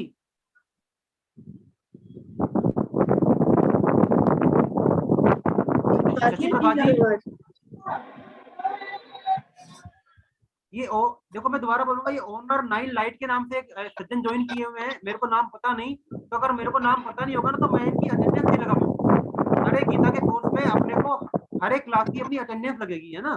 तो अगर आप अपना नाम यहाँ पर नहीं लिखेंगे तो मेरे को मालूम नहीं पड़ेगा कि आप कौन ज्वाइन किए हैं, है ना। इवन जो जूम से मेरे पास रिपोर्ट आती है बाद में अटेंडेंस की, उसमें भी आपका नाम नहीं आएगा। कोई अभी चेंज नहीं कर पा रहे हैं तो कृपया मेरे को अपना नाम बता दो। अमित जी। हाँ सर। अमित जी, ये ताराचंद अग्रवाल जी को म्यूट करिए, इनको शायद पता नहीं चल रहा है और ये लगातार। हाँ, इनको मैंने म्यूट कर दिया। ऑनर 9 लाइट सर, आप यदि अपना नाम आप चेंज नहीं कर पा रहे हैं तो अपने आप को अनम्यूट करके नाम बता दो मेरे को एक बार।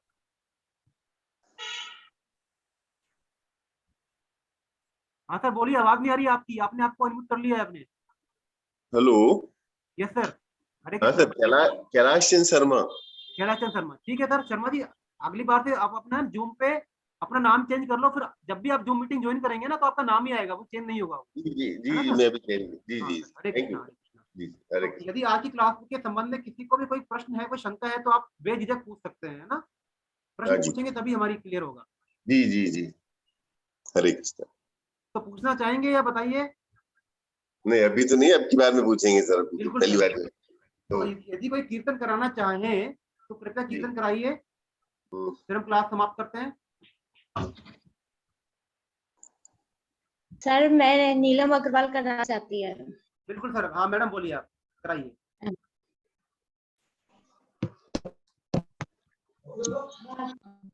हरे कृष्णा कृष्णा हरे हरे, हरे रामा रामा हरे हरे, हरे कृष्णा कृष्णा कृष्णा हरे हरे, हरे रामा रामा रामा, हरे कृष्णा कृष्णा कृष्णा हरे हरे, हरे रामा रामा हरे हरे, हरे कृष्णा कृष्णा कृष्णा हरे हरे, हरे रामा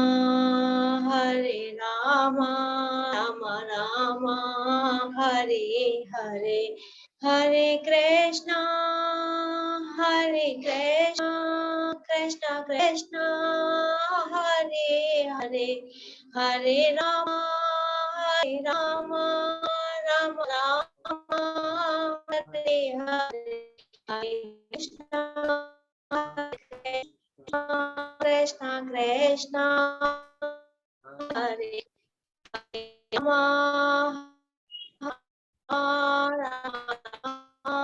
हरे हरे, हरे कृष्णा। जय श्री कृष्णा। हरे कृष्णा। बहुत सुंदर मैडम, बहुत सुंदर। तो हम सभी लोग अपना देखो संकोच छोड़कर, झिझक छोड़कर है ना कीर्तन कराएं, क्लास के शुरू में भी और बाद में भी, है ना। हम हर एक किसी को मौका मिलेगा हर क्लास में, इससे हमारी झिझक खुलेगी और भगवान के प्रति हमारा प्रेम बढ़ेगा।